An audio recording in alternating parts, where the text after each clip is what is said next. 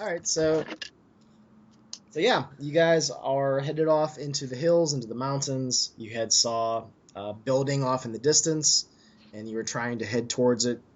You realized you couldn't get there in one day, so you decided to make a camp. Nightfall hit, and you were, of course, hit by more nightmares. Um, you woke up the next morning. You were talking about getting an early start, and I believe that's where we left off. Right. Yeah, we saw that hut in the near distance. So let's head towards it. Was that the wizard's hut, or is that another hut, or wizard's house, or I mean, not the wizard's house, but the witch's house? You passed the witch's house leaving the town. Okay. This house or dwelling, or it's so far off you're not really sure, but you see some sort of habitation off in the distance, and that's all you really saw. You looked around the area. That was the one thing that jumped out at you that you saw. So that's where you've been heading, because basically it sounds like you guys are just looking for some sort of answers to the questions here, like who are the spirits, what are they about, is there a dragon, because Rayhan has found that ancient book talking about the accord with the dragon, and every 10 years there's a sacrifice of a woman, the bride to be of a man from the town, and then the town would be given 10 years of peace and protection from either the spirits, the dragon, depending on what source you'd talk to. So it sounds like you guys are just sort of wandering around trying to find answers. Is that about right? Pretty much. Yeah. Plus, we have that book that seems kind of potentially dangerous. So we're bringing it up here to see what's what. You have the See if book. there's any. You have your sword that's recently seemed like it's woken up or something. That caught on fire. Yeah, that Caught one. on fire, started smoking like crazy. Yeah. And I think Rayhan, there's. if I'm not mistaken, when we had that experience close to the field, you had gone through something yourself. And you spoke of something in the sky, but you couldn't quite tell what it was. A huge shape. Sounds familiar to me. Could be a possibility, a clue of the dragon. I'll I don't know if you remember. not slowly. I do remember, but the feeling that I got from it was one of joy and bliss. I don't believe a dragon would offer up such emotions. Yes, I agree too. I can't really explain everything I've seen here though, so could have been of some type of emotional illusion, but I trust your instinct. Then trust my instinct in this, and I'll gesture towards the hut. We should seek answers within. I agree. I agree as well.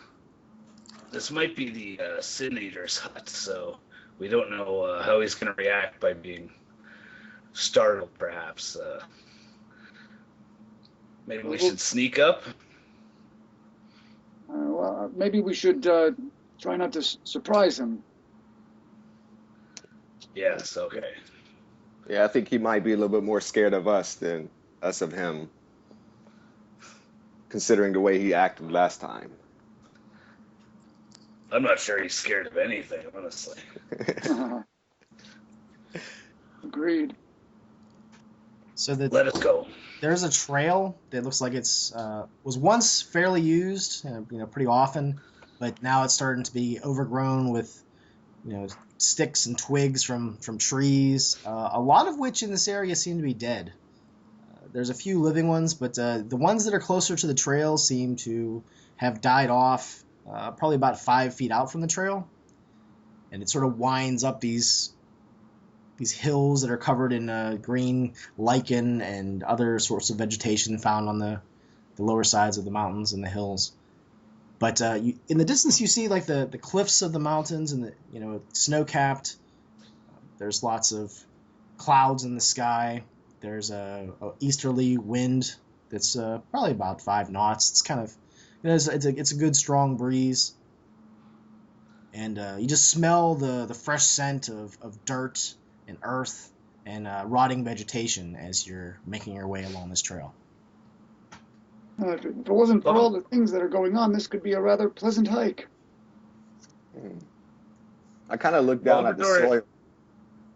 I kind of look down at the soil to see what if the soil's alive at all, if it's possible what's killing these. I'm just interested in the trail and trying to investigate what's causing the death in these plants 5 feet away from the trail, or feeling the dirt. If you pluck down and pull up the dirt, it seems like normal dirt. You don't notice anything else strange about it. Okay, that's all. I've just seen if anything was magical going on here, or if some kind of contaminated land. Tom, were you trying to say something? pretty much exactly what Ramelzi just did. Yeah, Bombador is no woodsman, but he'd like to just take a quick look at one of the nearby trees just to see if there's anything obviously wrong with it. If you reach out and grab a branch, it snaps off like it's a dead, dry, brittle branch on any other tree, except, of course, the whole thing is dead. If you try to grab some of the bark, it peels off, sort of like around the tree, so you'll have like a 2 foot by like 3 foot section of bark that just comes off. I don't know, they seem like dead trees. Don't look natural, does it? Very strange. Surrounds the path in particular. Could simply be a drought. Or a warning. Guess we'll find out soon enough. If you look off into to the left and to the right of the trail, however, after about 5 feet, grass starts to appear, weeds, wildflowers of varying colors. So it does seem like this dead area is beside the trail, you know. But if you move off the trail, there's living things. So something moves up and down this. Go ahead, Bombador. Are any of you good at tracking or, the woodly arts? Not my forte. Not mine either. I shrug briefly and I'll say, I suppose I would be the best from the group. But then again, we were lost in the hills. Well, let's press on and investigate this house, this hut. I agree. Try to get some better scope on our surrounding area. I pull out my spell book and I'm kind of flipping through pages just to refresh, not to learn or memorize anything. I'm just kind of reading as we're walking. All right, Ramalzi, as you're flipping through your book, you'll flip a page and then something strange happens that's never happened before. The next page turns of its own volition. Oh, wow. What is this? I've never seen this before. What happened? Strange activities. Something on my book it seems to be turning its own pages. Sure, it wasn't a breeze? Could have been. I just it feels a little stronger than a breeze, though. I felt a little sensation of some type of magical energy. I really don't know, though. What page did it turn to? To a blank one, actually. One I have yet to fill out. Fill up. Ramalzi, as you're looking at your blank page, you'll hear a scratching noise, and red letters start slowly appearing, and they're upside down. Oh, what is this? Whoa. And you believe that the liquid that is being written with is blood? This is not good. I have never studied blood magic of any sort. What's it trying to say? Besides what's been used through me, I kind of shut the book, a little bit scared of what's happening because it's something coming from my possessions and I don't know what it is. It's never happened before. When you close the book, the blood runs off the side of the page and down the side of the book and starts to pool up below it. Are you still holding onto the book, or have you set it down? Okay. Yeah, I'm holding on to it, kind of just still thinking. Shut it in just I guess shock. The blood will drip down onto the pathway itself and start to form a pool.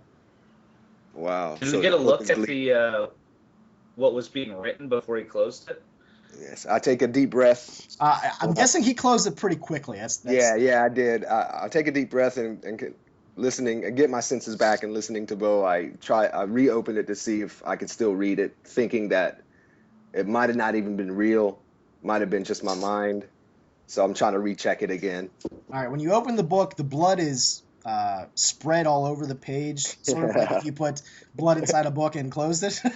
Yeah. You know, so it has like this sort of, you know, like a blob of paint. Like if you smash the pages together, that's kind of what it looks like. So, you know, it's like an ink blot sort of thing. And you swear as you look at it, it looks like a demon's face. Demon's face. Wow. Okay. Does not look like letters. Not anymore, Demon's no. face. Okay. The page splats onto the adjoining page, and you know, basically a page turns, and the writing begins again. Okay. This time, with gathered senses, a little bit more confidence, I try to make out what the letters are. Okay. The letters begin, and then a symbol appears below it. It is a very complex sigil of varying angles and images. It looks like something that perhaps you would scrawl upon the ground. And above it is a name of you would guess a spell. And the letters spell CACODEMON. CACO. DEM. Oh, so it spells Cacodemon or Cacodemon. Okay. What does it mean? I'm not sure. I've experienced a lot of demons, but I've not heard of this one. Gestures it has a start demon's name. to be spelled out. Perform this. Move your hand in this way. It definitely seems like it's some sort of invocation of some thing. You guys see my character slowly reaching out a finger as if I'm trying to touch the blood on the page. Be careful, my friend. I do not. I can recognize this might be some type of summoning of a demon of sort, and I do not know if it'll be a help to us or a hindrance to us. So I kind of react quickly as Temper tries to touch the book, and a little bit. I guess I pull it away a little bit, but not so much where it seems rude or anything. Just trying to be careful. Perhaps you're right. I can be a little imprudent now and then. Bleeding books are not a good sign, I would say. I would agree. Well, I'll do what I know then. You see me, I draw my sword out and start looking around. When all the gestures and incantations and so forth are listed, all of the blood instantly turns black, and a brief bit of smoke comes up from the page. And it seems like the blood has been just like sort of dried instantly, and it's written on the page, and it looks like it. If you close the book, it'll still be there. Okay. I come to this thought about what's going on here, and I believe it's something has given me another spell to perhaps use, but I will wait for the right moment since we do not know the effect of it. I'll wait till later to look into it further, and close my book, a little hesitantly still, and kind of just kind of think in thought, almost like a blank stare, and slowly put it back in my my bag. Could you tell what the effect of the spell would have been had you performed it? I believe that it's some type of a summoning spell of a demon of some sort. So I'd rather not experiment with it right now. I don't feel any. Why do you think it did that now here? That's what I'm a fear since it appeared now in this strange place. It caused more fear and apprehension than I would have felt in any other time. So I'm yet to give in to reading the spell out loud. I have to get more clues. I'll have to ask around a little bit about this Keiko demon, and see if I can learn some more things. I suppose we might as well continue. Yeah. Perhaps it has to do with the other book. The blood that dripped on the ground, that's also dried up. No, it's still there. Hmm. Okay. Does Temper put out his finger and touch it? No, no, no, no. I've got my sword out. I'm just looking Okay. around. So it's still liquidy? Oh yeah, yeah. It's hasn't coagulated Okay. yet. Okay. Let's see. I'll touch it with the tip of my spear. I'll be looking towards the house. Actually, I wanted to see if I have anything to put it in. If you touch the spear to it, the blood sort of moves up the shaft of your spear Ooh. and starts Oh, I slowly start, towards your hand. Dumbledore, look I out! start whipping it back and forth. Don't touch it! Don't touch it! I'm ducking out of the way of the spear. Dumbledore, be careful! All right, so if you're whipping the spear around, the blood will fly off and land on one of the branches of the dead trees, and you'll see that it absorbs into the wood where it touches. What was that? Be careful with that. Step away from the tree. The tree will start to form blossoms right before your eyes. Small red leaves start to creep out of the dead wooden flesh of the tree. In the name of Metatron, what is this? Blood that restores life. Yes. Can't be that bad then. Actually, what I'll see. I'll look for some type of another stick laying around, and I try to sling some more onto the leaves to see if it continues into the path as much as I can. If you there's still probably about half of the blood left on the ground. If you touch another stick and you want to fling it at another tree, is that what you said? Actually, yeah. Noticing though that there's not that much left, what I'm gonna do is cut a piece of my rag and kind of use the dirt trying to not touch the blood myself, but using the dirt and the leaves as I guess a way to pick up the blood without touching it, like scooping underneath into the ground and putting it in the rag, and I try to tie the rag up. All right, so if you do that, it looks like the blood gets absorbed into the rag itself. Ah, dang. I can't find a way to carry this. I was trying to carry it with us. Maybe it could be be of use to us later. So you have a rag with a little bit of dirt and leaves, and you think the blood is in the rag.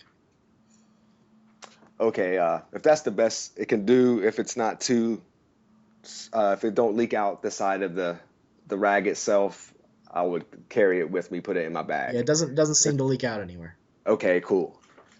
Yeah, so I'll put it in my bag. You sure that's a good idea? I'm just interested now. I'm intrigued. I've never seen blood do this. This type of magic. I've always seen blood magic and destroying life, but I've never seen blood magic that restored life. I can't pass this up. Very well. The leaves on the tree are now full blown or full grown. They're just a dark red leaf with looks like white blossoms are starting to form in various parts of the tree. The bark seems still dead. Smell of the blossoms.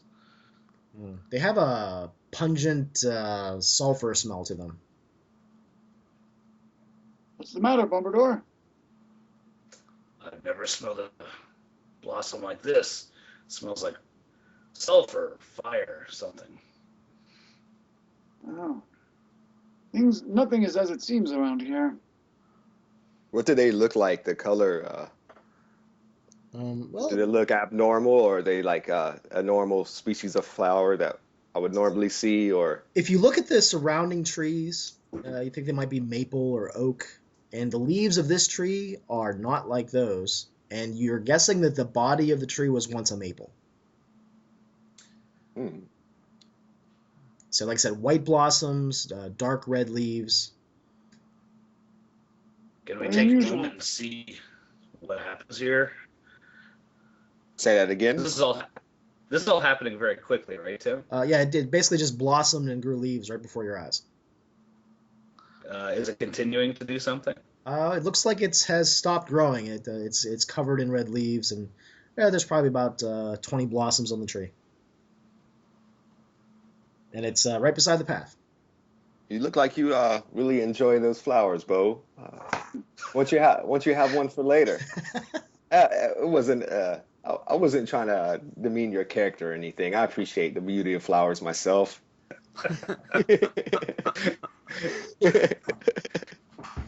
Maybe I will. I'll snap off a branch to take it with me. But before you do that, let me take a look and fearing the effect that might happen to Bo, I'm gonna go ahead and try. I'm gonna go ahead and use detect magic just to see if I can gauge if it's a good. Uh, see what type of magic it is, like if it's threatening or not, if there is any magic. Um, I thought that spell basically told you if it was magical or not. Is that Okay. sort of binary? I thought. Yeah, I guess I was trying to feel Okay. the essence of the magic That's as well. Well, we'll see here. Why don't you roll a d20? Okay. So Ramalzi Yeah, I forgot about this chance. I'm taking a chance to help moving his Moses. hands around as he stares at the tree. Yeah, I say my incantation. Let's see. Haze Alaga. 6. Okay. The tree does seem to be magical, and you do get the hunch that it isn't entirely good. Shall we say? So. Okay. Yeah. It's not quite clear, Bo, but I feel like maybe we should leave this flower alone. Too much not understanding here. Uh, I definitely sense a magic that might not be too great. So I think we should leave and move on. Leave these flowers alone. Rayhan, what do you Very make well. of this? I've been relatively quiet, just kind of watching this, and I'll just shake my head at it all. Rayhan, as you were staring off at the place that you're headed to, you do get this glimpse of what looks like steam or possibly smoke coming up from what looks like a pretty deep ravine in the hills, in the mountains. It's right beside this place that you're headed to. Okay.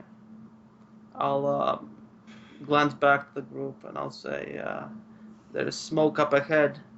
We should really move. Okay. Enough of these plants." Agreed, let's go. Perhaps we could come back this way on the way back. Sure we will. I'm sure we'll find answers forward for about the plant and the blood here.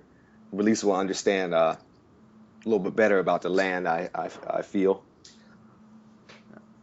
Onward then. Yeah. So I follow the group. As we make our way, I'm imagining I'll be at the front, but not not too far ahead, and I'll be staring in the direction of that house, trying to get details on it as we get closer, like if there's any windows or the structural integrity of it. Does it look like it's occupied? And anything else that's out of the ordinary immediately around it. All right, as you do look up ahead, like I said, there seems to be a cliff that's beside this place. You start to make out what looks like maybe a graveyard. There's definitely the house that you're seeing. There's other buildings. Looks like perhaps a barn, a building that's right off the side of the house that you saw before. So it looks like that perhaps this was some sort of farm or just a small even community. You're not really sure. But there is some green grass there. It's very high. Looks like it hasn't been tended to in a long time. You don't see any movement whatsoever. And that's pretty much all you can make out from this distance. Okay. Yeah, just The steam or smoke, is that between us and the house? The house seems like you can get there by following the path, and the steam, I guess, is off to the left side of the place. So the steam isn't between you and the house. Might even be a little bit behind the house. Well, let's get this over with. Let's check this house out. Right. I'll call out. Hey, hey, Carl, why don't you roll me a D100? 300. I am not prepared for that. There we go. If you're not prepared, does anybody else have a D100? 46. Oh, 46? Okay. Okay. Dice are never that far from a role player. So it takes probably another hour before you get there. Is there anything that you say along the way to each other? Any plans? Any thoughts? Nothing in particular. Yeah, I'm just kind of dazed, thinking about the blood and kind of mumbling to myself, thinking about magicalness. Mhm. Yeah, seeing that the plants and grass grows just off of the road, I'll kind of veer to be standing on, I guess, on the good side, the side that isn't corrupted and blackened with like dead trees. Okay, I'm So sorry. I'll walk. I might have not described that well. 5 feet to either side of the path is dead. So if you walk like 6 or 7 feet to the right or 6 or 7 feet to the left, you'll be walking on green vegetation. Okay, yeah, so that's what I'll do. I'll walk on green vegetation, but following along the path, and I'll be relatively quiet throughout the trek. Okay. All right. And Bo will just have his short bow out and just generally on alert. Bo, as you get closer, after probably about 55 minutes, you're almost there to this place. That gem that the gypsy gave you, did you wear that? Did you put it in your backpack? What did you end up doing with that? Yeah, she put it on me and I never took it off. So yeah, it's around Bo's neck. You will feel a cold chill, and if you investigate, the gem itself seems to be slightly cold to the touch. Ramelzi, look at this. Oh, wow. Jim, I see. No, feel it. It's cold.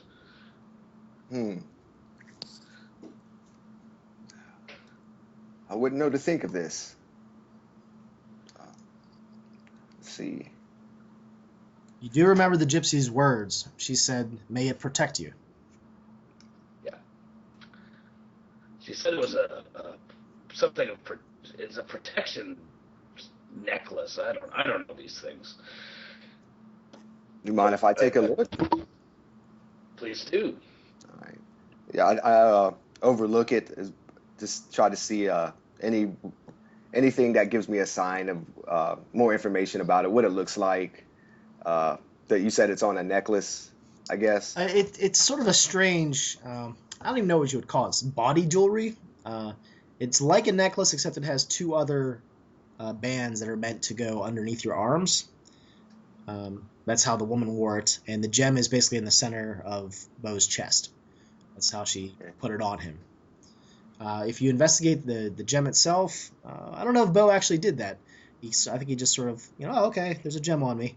Yeah, there's other stuff going on Yeah. at the time. Yeah, he never did look at it very well. On the back of the gem, where the gem touches the skin, there seems like there's something written in Gypsy, and it says, "Protection for the blessed." Looks like you have a protection gem there, my friend. Well, it seems to be warning me of something. It's turned ice cold.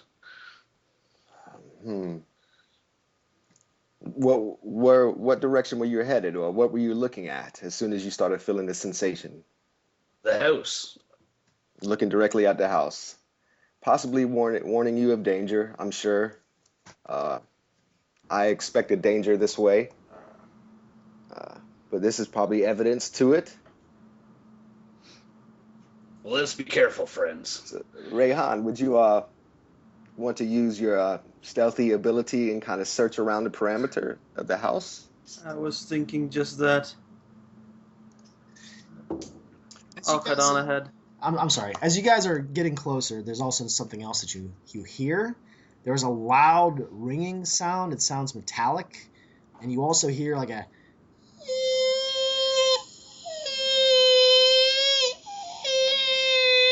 kind kind of loud, annoying noise like that, just repeating in a very obvious pattern. It seems like it's coming from the house itself. That's very unusual. Yeah, I'm gonna lower my body a little bit and kind of what do you call it? Try to get to the house. Take a look inside if there's a window. Be careful. All right, Rayhan, as you head off alone, the closer you get, the louder that noise gets. I don't want to annoy you guys by making that noise, but it's like a very high-pitched, sort of whiny, metallic noise. And you realize that if you get to the house itself, most likely communication will be impossible between you and your fellow adventurers, I guess. Okay. You walk around the area. Like I said, there's a barn. It's very much in disrepair. Looks like several of the boards have just fallen off around it. You can see into the building itself. It's like it hasn't been taken care of in a long time. And you get the smell of dead flesh that sort of wafts out of the place. You also see what looks like the house itself, which is very utilitarian. It's very boxy. Very roughly hewn timbers were used to make it. There aren't any windows itself, but there are some doors that have fallen off the hinges. And the roof looks like it's in disrepair. Looks like some trees have fallen on it. There looks like there's a kennel, and there's spider webs all through it. It looks like the door itself is encased in spider webs. In the distance, you'll see what looks like a graveyard. And I'm guessing you're just sort of wandering around, just taking it all in a little bit. The graveyard is... I'm sorry, what? I'm gonna, if that noise is continuous, then I'm gonna steer my attention towards the source of it, if I can identify the source. The source itself seems to be coming from inside the house, so just walking around, you won't be able to determine what it is. But in the graveyard itself, there's something that catches your eye. Some of the graves have been disturbed.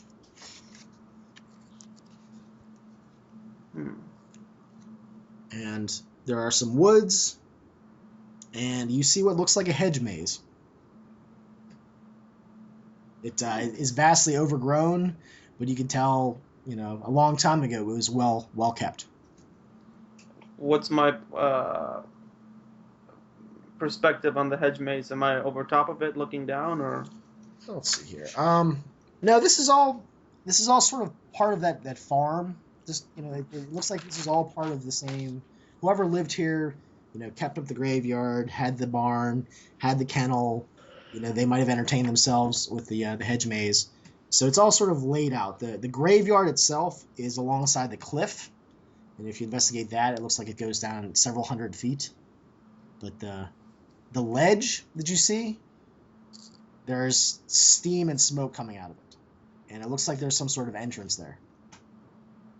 How far back is my group? I'll look back towards the way I came. They're pretty far back. Like I said, you've been sort of wandering around this whole farm. The farm is probably about 5 acres or so. And you said that the barn is separate and the door is open to the barn? Yeah, the door is open to the barn. I'll go look in the barn. Okay. Now, like I said, it's there's broken boards. There looks like there's a hay loft up top there, but you can tell that the hay has been up there probably for decades. There are 4 horses and 2 mules that have been lying on the ground for a very long time, to the point that you see their bones sticking through their flesh.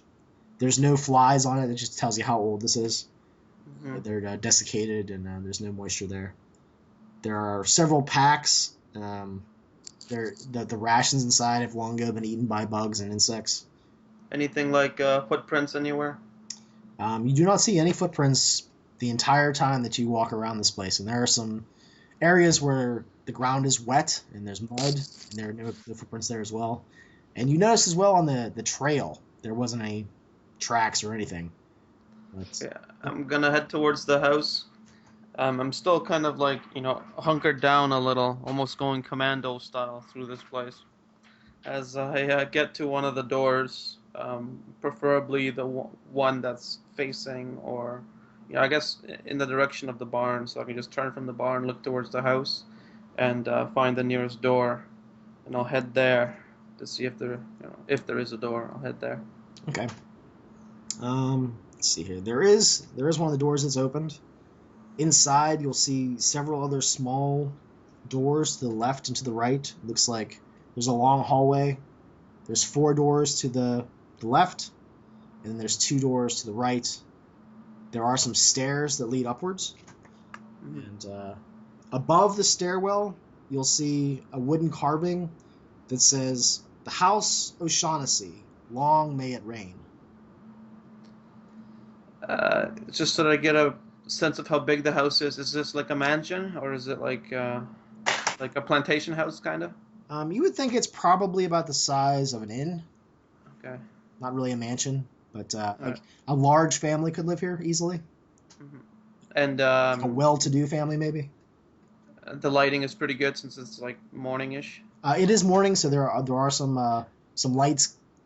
There's some light coming in through the doorways, but there really isn't any windows that seem like they're open or working, or maybe they've been darkened. It seems pretty dark in there, even though the door is letting through light.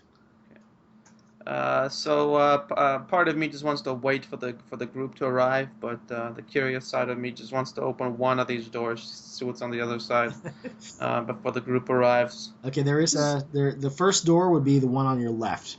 That's the door I will go to.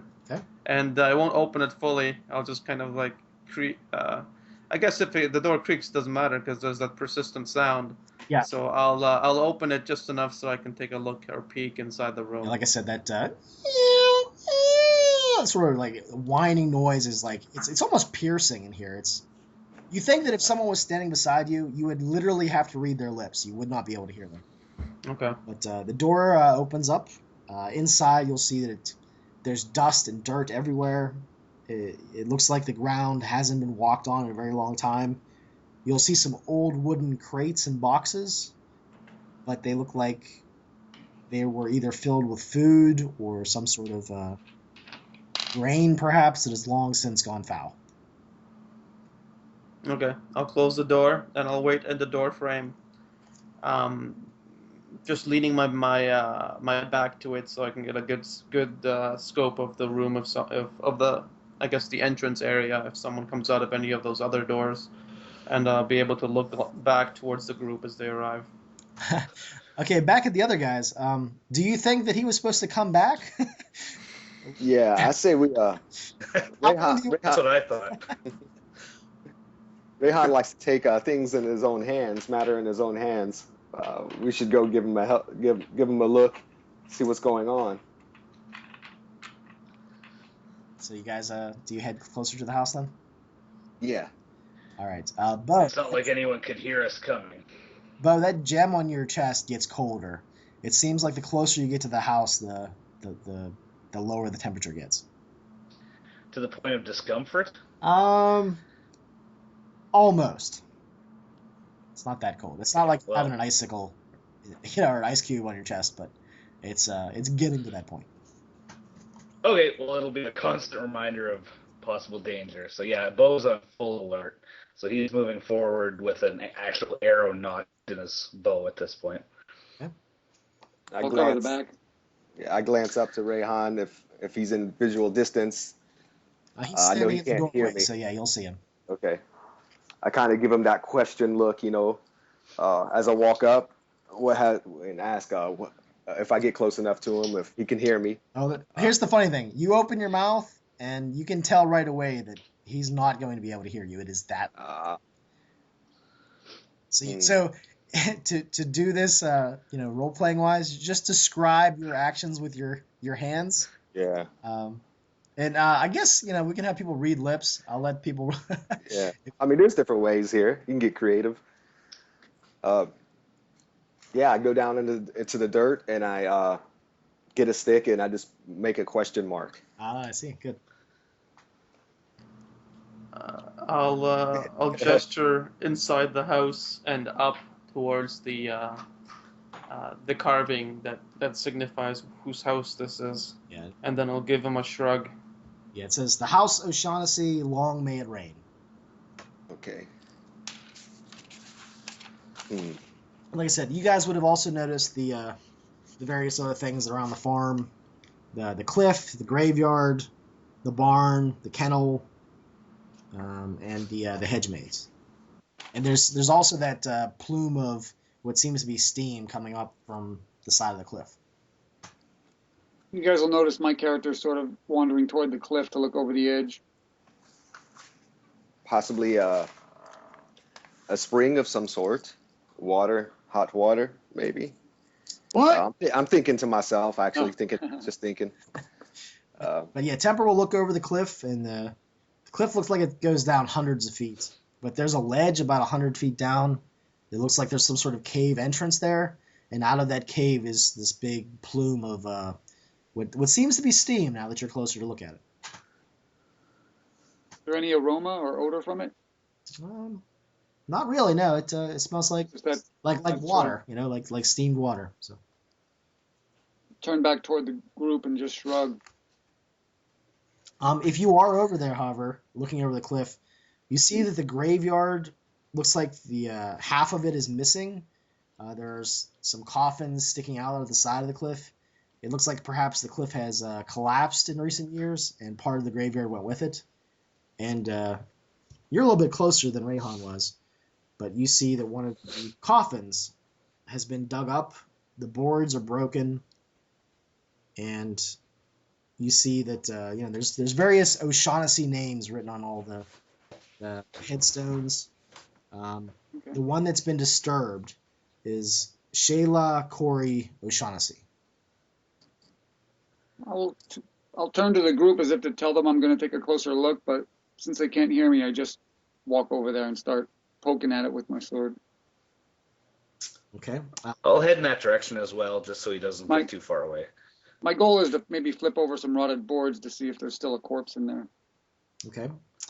You'll see that the coffin top has been smashed. It looks like it's been smashed outward. There is a corpse that's laying there, and you see that it's a woman, and it looks like her ring finger has been torn off.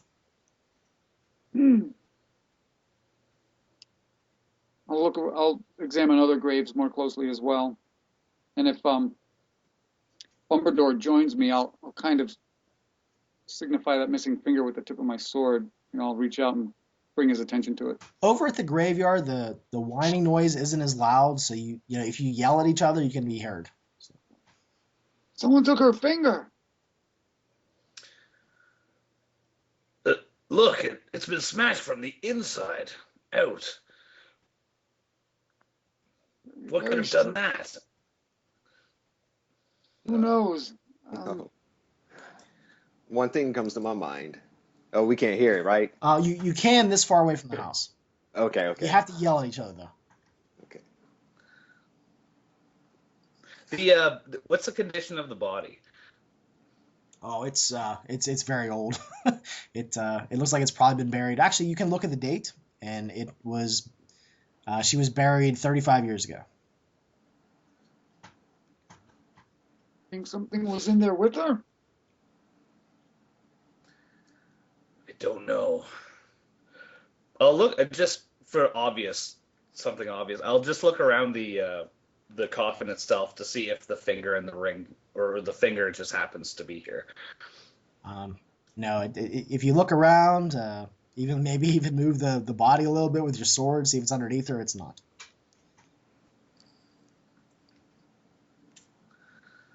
I'll move on to the next grave. Could we deal with this sound? This is really annoying. Good idea. Let's go into the house. Yeah, if somebody does live here, we should at least pay them respect before we start digging in their graveyard. But be ready and be aware. Most of the graves are O'Shaughnessy graves. There are a few of different names, and they have less, less expensive headstones. so you get the feeling maybe they were servants or something, but it's hard to tell. Rayhan, did you see anyone in that house? I'll shake my head no. Well, let's go check it out. I'll head that way. Yeah. I want to like try to ascertain where the sound is coming from. It's so loud and everywhere that it's almost impossible to pinpoint where it is coming from. Okay. I'll open the doors just to see if it increases in sound. Just to see if, like, naturally a door would be a barrier to sound. So if I open a door, if it gets louder, then I'll know it's in the right direction. You said all the doors were closed, right? Yeah, all the doors are closed. Okay, so I'm going to look at the group since we can't hear each other in here. And I'll obviously approach the door that I opened last time. And I'll open it wide to show them all those crates. And I'll be keenly interested in that sound to see if it increases. One thing you do notice is that there is some steam in the hallways and some of the rooms. It looks like some of the steam is coming up through the floorboards towards the end of the hallway. You move closer to, down the hallway, and so you want to open that next door basically on the left. The first door that I opened before, I want to open that fully just to see if, just to show them what's there and to see if the sound increases, and then I'll open the next one in progression. Okay. So it doesn't really seem like the sound gets any louder if you open the door. When you open the next door, it looks like some sort of study. There are some warped bookshelves. There's some fungus and things, growing off of the books themselves. There's a desk and chair, but it looks like it's been ravaged. Drawers have been pulled out, thrown at the walls. You'll see, like, dents in the walls where you think maybe the shelves were thrown, the drawers were thrown. The desk is sort of diagonal in the center of the room. It looks like someone smashed the top of it repeatedly with some sort of wooden object. So I point at my eyes and point around the room, and I start rummaging through this stuff. Yeah, if you Yeah, I'll look around as well. you'll look through things, but it seems like there's papers and other things that they seem like bills of sale, selling various pigs or cows or goats to the town below. And that's really all you find. There's some, you see the O'Shaughnessy name a lot, but not much else. Is there a theme to the bookshelf? Like, is there a certain type of book that seems to dominate? They're so old, and it seems like the steam has made all the ink run on the outside of the book. If you flip through them, you think they're kids' tales. Is there another house that leads deeper in, another door that leads deeper into the home? There's a main hallway with 4 doors to the left and 2 doors to the right. That's where you guys are right now, and a stairwell up. Well, I'll tap on Rayhan's shoulder and then point at the next door down. I'll head towards it and, first open it a crack to peek in, and then open it fully if it seems clear. And I'll join him. And I'll wave for Ramelzy and Bumbledore to come with us. Yeah, for sure. I follow up. Okay, the next door opens up, and you see a giant wood engraving of men and hounds on a hunt for deer, and it's on the wall itself. So they carved it right into the wall. They might have split some oak and laid it on the wall flat, and then carved these things into it. It's very exquisitely done. It has survived well, even with all the steam that's coming up through the floorboards. Doesn't seem like this room has been destroyed that much in any way. I'm just taking a moment to examine the relief carving. I'm going to start looking around the floor in each room we go to just to look for trapdoors or anything like that. Okay, why don't you roll me a d6? You want to roll low? 2. You don't seem to find anything. Okay. I point to the next door. Yep, head over there, open it a crack, and then open it fully. You'll see a large table with about 14 chairs around it. There's a candelabra that looks like it's been used to smashed the top of the table. It's scratched. There seems like there's one seat in particular that looks like there's more damage around it. It's at one of the ends of the table, so it's like a long table with, a seat at the end and a seat at the other end. But one of the chairs is blackened. It looks like it might have been burnt in some ways, and the candelabra is laying beside that chair.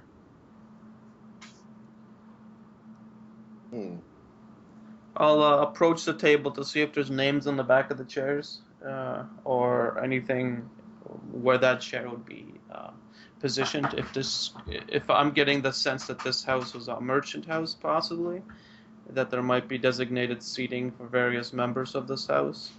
So I want to see if there's a name associated to the table, seating area, or the back of the chair. The only thing that you notice differently about the chairs themselves is the ones at the ends of the table have arms, and the ones on the sides do not. That's really the only difference you see. There are some cabinets of various old china that look like they are strangely undisturbed. They are pristine. You'd even guess clean. It almost seems like someone has dusted them.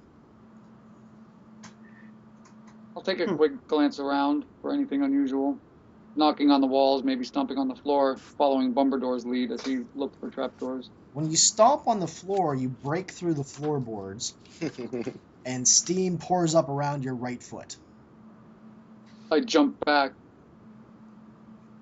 Does the whistling get louder from beneath there? Yeah, it seems to get a little bit louder when you do that. I point at my ear and point down. Mouthing, down there. But you can't really see through it. It's literally like steam is just building up through the... Yeah, I got away from the steam. It's hot steam, right? Yeah, it's hot. Yeah. Yeah, in fact, you're starting to get uncomfortable. The moisture in the air is, you start making you perspire a little bit. I shrug as if to say, what next? I'll, how long is the table? Probably about 20 feet long. Okay. First thinking of flipping the table over to cover the hole, but then we're not gonna live here, so I shrug and I gesture out of the room. I exit. Yeah, I exit as well. When you guys come out of the last door on the left, you come out of the door. Sorry. Come out of the door, and you're back in the hallway there. Towards the stairs, you see a floating apparition of a woman. And she's tilting her head at you, and her black hair is reaching down to her ankles and is piled up there. I stagger back, but I brace my sword. She has what looks like elven features to her. She seemed terrifying to us. She's definitely a little bit on the creepy side. The hair seems like it moves slowly as if there's a breeze. The eyes themselves, if you look at them long, you get a strange feeling like you're close to death. I put my hand on Bumbledor's shoulder and Rayhan's as well, and I start trying to back them up. I'm yelling out, and even though I know it's too loud, I'm yelling out to Ramelzy. Ramelzy! When you blink, she's about 10 feet closer to you all, but it didn't appear like she moved. Okay, as soon as I walk into the hallway and notice what's going on, I heard my name, Temper call my name, and I see the situation, and without hesitation and the shock, I'm trying to look it up right now so I could be faster with it, but I want to cast Protection from Evil. I'm not sure if that's a group spell or a single person spell. It's taking me forever to find it here. Okay, yeah, we'll look it up for a second. We'll get everybody else's reaction. Okay. I'm terrified. I'm looking at it with wide-eyed, and when I feel Temper's hand on my shoulder, I'll do a little jolt, and glance back, just really quickly. And once I feel him kind of pushing me back, I'm a little rubber-legged, but I will be retreating because spirits freak me out. She looks like she's yelling or screaming at the top of her lungs, but with the sound in the area, you can't hear her. It's almost like watching a silent movie. But when she does scream, her finger with the ring tumbles out of her mouth and falls down in the mass of hair at her feet. Yeah, I kind of look at everybody with a wide eye look. Well, being extremely reckless, I decide that you guys will see my character run forward to snatch up that finger. Okay, right before you do that, because I was trying to get that spell off before. Hold on a second. We got Bo's reaction too. So Temper's running up. Rayhan's sort of freaked out. Ramelzy is screaming at the top of his lungs, trying to get his spell off. What's Bo? When Bo was being sort of brought back, he drew his short spear and shield just because he figured something was about to happen. And when Temper runs forward, Bo will run forward as well, just to cover him. Okay. So when I see them running forward, I'll extend my hand almost like in a wait, but obviously they can't hear me. Yeah, so your mouth opens, forming the words wait, but no one hears it. Yeah. Okay, did you find the spell? I can try to find it too if you can't find it. Yeah, actually, man, it's not. It goes straight. It's not in the book. It goes prayer, power word, prayer, prismatic spear. Are you looking at? Let's see here. Maybe I'm. Hold on. Yeah, maybe I'm. Is that the magic? Oh no. There. Okay, there it goes. Okay, it's my little iPad. It wasn't turning the page. Okay. Okay. I should have known this already. Oh, that's all right. We can take a little time to find it. That's not a problem. 2 demerits.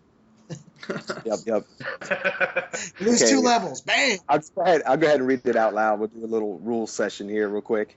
The subject of the spell is able to ward off chaotic creatures and effects. While so protected, any chaotic creature suffers a penalty to hit in melee combat equal to the level of the caster. For the purpose of this spell, chaotic is defined as undead creatures, any extra-dimensional or extraplanar creatures that are not specifically powers of law or angels. Any creature with an innate magic ability, including magic users but not clerics. Any characters with permanent magic items on their person, potions, and scrolls do not count.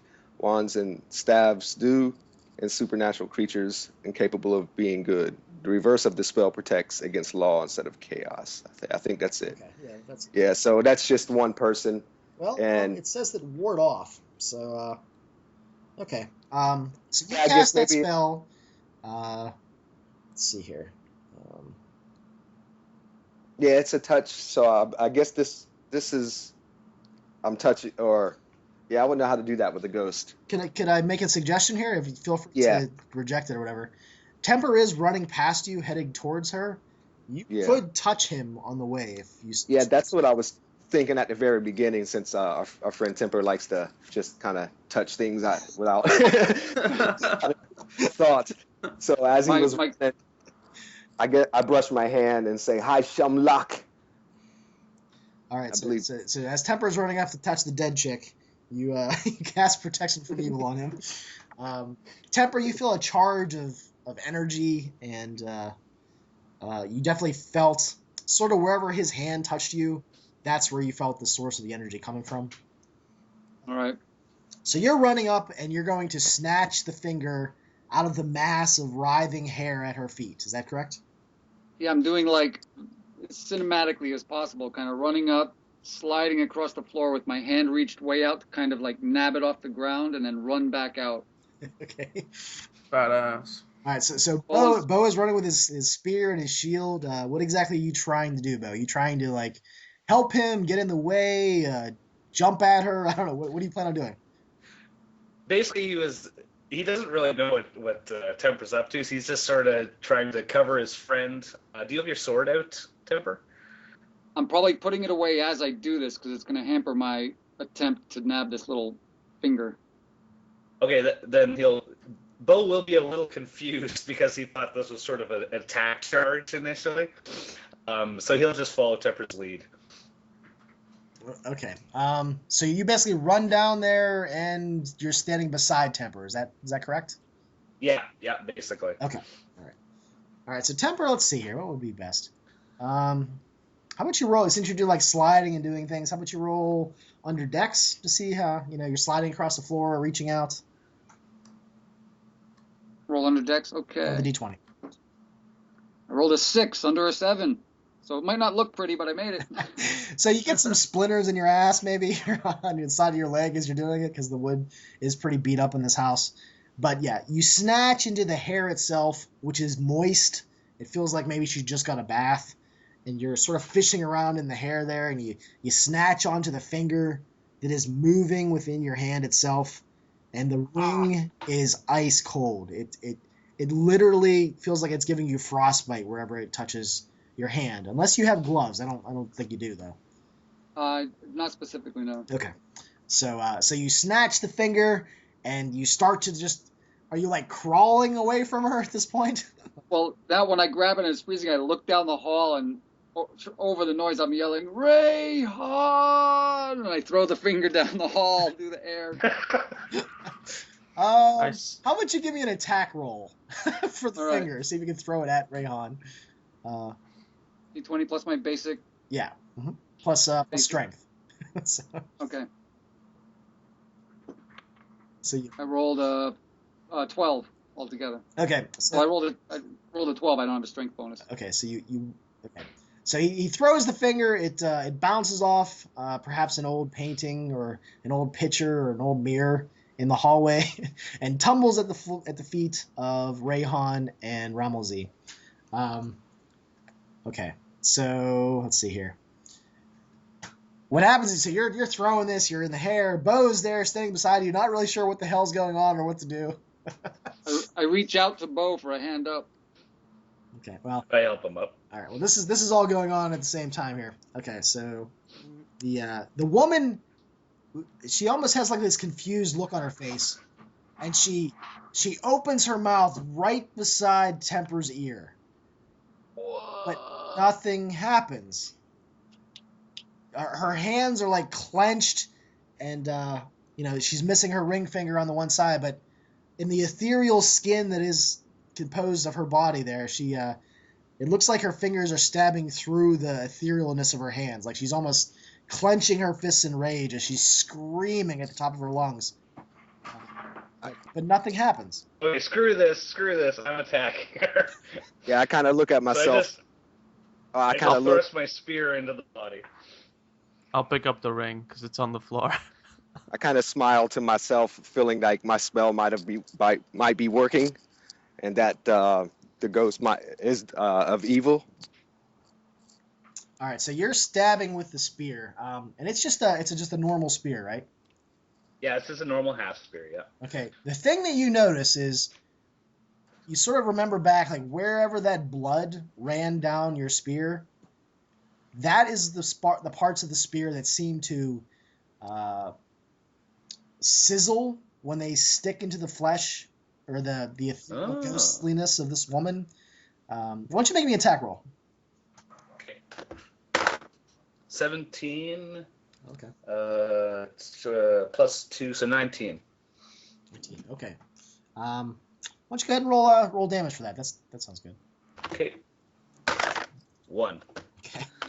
All right. So you see, like, it's kind of strange. It seems like parts of your spear go right through her without any resistance, but other parts have resistance. It just seems wherever that blood touched, that's the only part that is affecting the woman.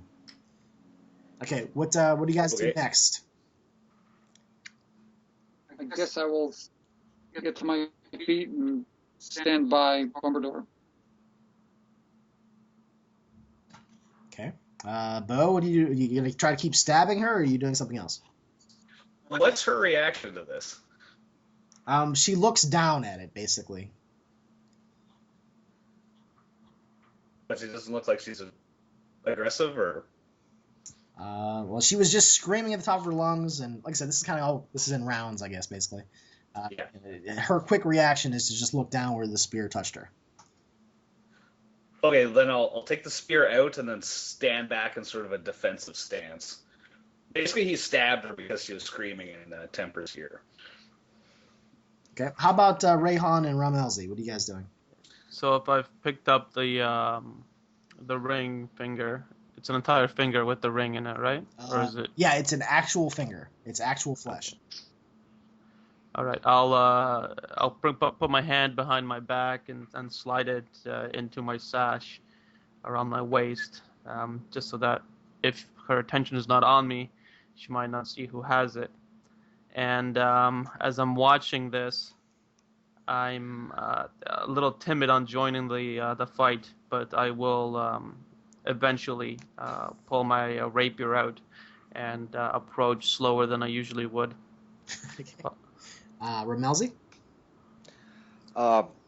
Yeah, I'm just I'm trying to take in everything that's going on, and I'm not feeling any really. I'm not feeling any. I think my party can handle what's going on, so I just step back and keep an eye out on things, make sure that the tables don't turn on us.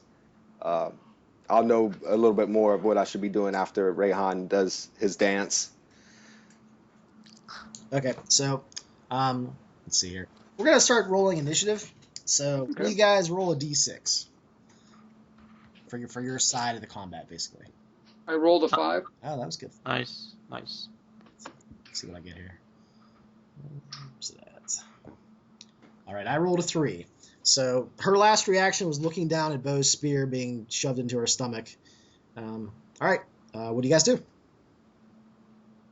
I'll gesture with my thumb, like, let's back out of here. You know. Well, the problem is that she's standing on the stairwell. That's where you guys are now. The doorway is actually a little bit to your left. I guess you have to back up them. So the door that you came through, remember you came through and there was doors on the left that you guys investigated, and then there's doors on the right. Well, the stairwell is also on the right, just to kind of keep things in your On behind, like say facing away from the stairway, like where the apparition is looking past us, like on that back wall of the hallway, is there a window? There are no windows in this building. Okay. So you and Rayhan are at the end of the hallway, looking down. You can see the stairwell sort of at the end on the left, and you see the doorway that you guys came in on the right. So you can run past her and get out, and if you so chose, if you want to do something else, if you want to keep attacking her, I need to just tell me what you do. Well, I'm motioning toward the exit, like, let's go. Do you actually exit, or do you just point? I'm pointing that way and, like, waving my hand in that direction and waiting to see what everybody does. And I'll follow behind them. I'm definitely not moving since I'm further back, and I won't. If I sense that everybody wants to take off, then I'll take off with them. But I'm still kind of confused on whether we should stay or go. Okay. So I'm kind of in the back, waiting for the fighters to decide. How about Bo? Do you run out the door, or do you wait? Do you stab her in the face? What are you trying to do? I'm gonna do a quick languages roll. Okay. Bo knows Elvish. And he's going to swear at her in Elvish. Okay, well, one of the things is you actually haven't heard her say anything, so I don't know if that actually. Oh, I'm sorry. Because of the loud noise. Well, so. in the future, if he knows Elvish, that's the language he's swearing at her right now. And he will, seeing Temper's lead, he will start backing up, but not like facing her the whole time. So he's got his shield up, his spear ready, but he's backing out. Backing out towards the exit. Okay. So Rayhan, you see Bo backing out towards the exit. Temper's pointing to leave. Ramalzi looks like he's unsure what to do. He's not moving yet. What do you do? I will change my destination and head to the door. Okay, so Rayhan gets the fuck out of the house. Yeah. Immediately. And I think Ramalzi, seeing that, would probably follow suit. Yeah. You seem like you were kind of like waiting. All right, and Bo and Temper, do you just head out as soon as they head out? Head on out. Okay. Yep. So on her action, she moves up behind you guys as you guys are leaving. Would it be Bo last or would it be Temper last? That's the question you need to come up with. I was going to follow them out, so I might be slightly closer to the back. Okay, looks like Temper might get the brunt of something else again. We'll see here. Okay. It's a good thing you have a protection spell on you, though. I think that gives you a bonus, if I remember right. Yeah. Okay. Okay, suffers a penalty to hit. All right. So as you're moving, both of her hands reach out, and the hair that is pulled up at her feet tries to entangle your feet. So why don't you roll under dex again to try to get away from it? I rolled a 14, failed. Okay. Uh-oh. So the hair grabs around your ankles, and as you're running out the door, or were you backing out? Which one were you doing? I would not have been backing out Okay. entirely. So maybe you land roughly on your side as the hair sort of yanks your legs out from under you. And Yeah, makes sense. the woman starts crawling up from your legs, putting one hand like on your knee, another one on your thigh, and every time Save yourselves! every time she touches you, you get that flashback of that dream of when the witch was caressing you, and every touch hurt. Yeah, make a roll here. Where's that at?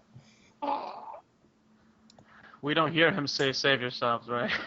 Probably not. You do feel I heard, help me, help me. No, you hear nothing, but you definitely see. I mean, I'm sure you look back at some point. Yeah. We'll If I'm the see- first one at the door, I'm facing them the entire time. Yeah, Rayon, you're probably the first to see this happen, because the other two are probably still coming out the doorway as she's. So they would top. immediately see me pointing back behind them. Yeah. And like looking frantic as hell. Okay, so because of the spell, it seems like where she's touching you doesn't hurt as bad, but the last place she touches, she reaches up and puts her hand right on your face, and that one hurts a little bit. Yeah, my character's just writhing and screaming, trying to escape. Okay. Did you actually level up your character yet? I gave you guys a little bit of experience points last time. Did you level up at all, Temper? I have not leveled. Okay. I think you have a D8 if I'm not mistaken. Why don't you go ahead and roll that now, because you probably need that. D8 hit points? Yeah. Plus con if you have it. I do have a +1 con bonus. Nice. That might help. I rolled a D8 that I won from RP Gamer in that contest he had. I rolled a 5 + 1, 6, so I have 13 hit points. Okay, because you take 8 from the touch of her hand as she sort of ethereally reaches in and touches your brain. So everyone just sees her fist up to the wrist in Temper's face, and you can see the muscles writhing on her forearms as if she's trying to, like, basically moving her ethereal fingers through his brain. Of course, I'm trying to grab her wrist and pull her hand out, but it's ethereal, so I guess I can't get a hold of it. Yeah. So you're reaching up, you're grabbing through her arms. Nothing's happening. Her fist is in your face, literally. Okay. We'll roll a d6 again.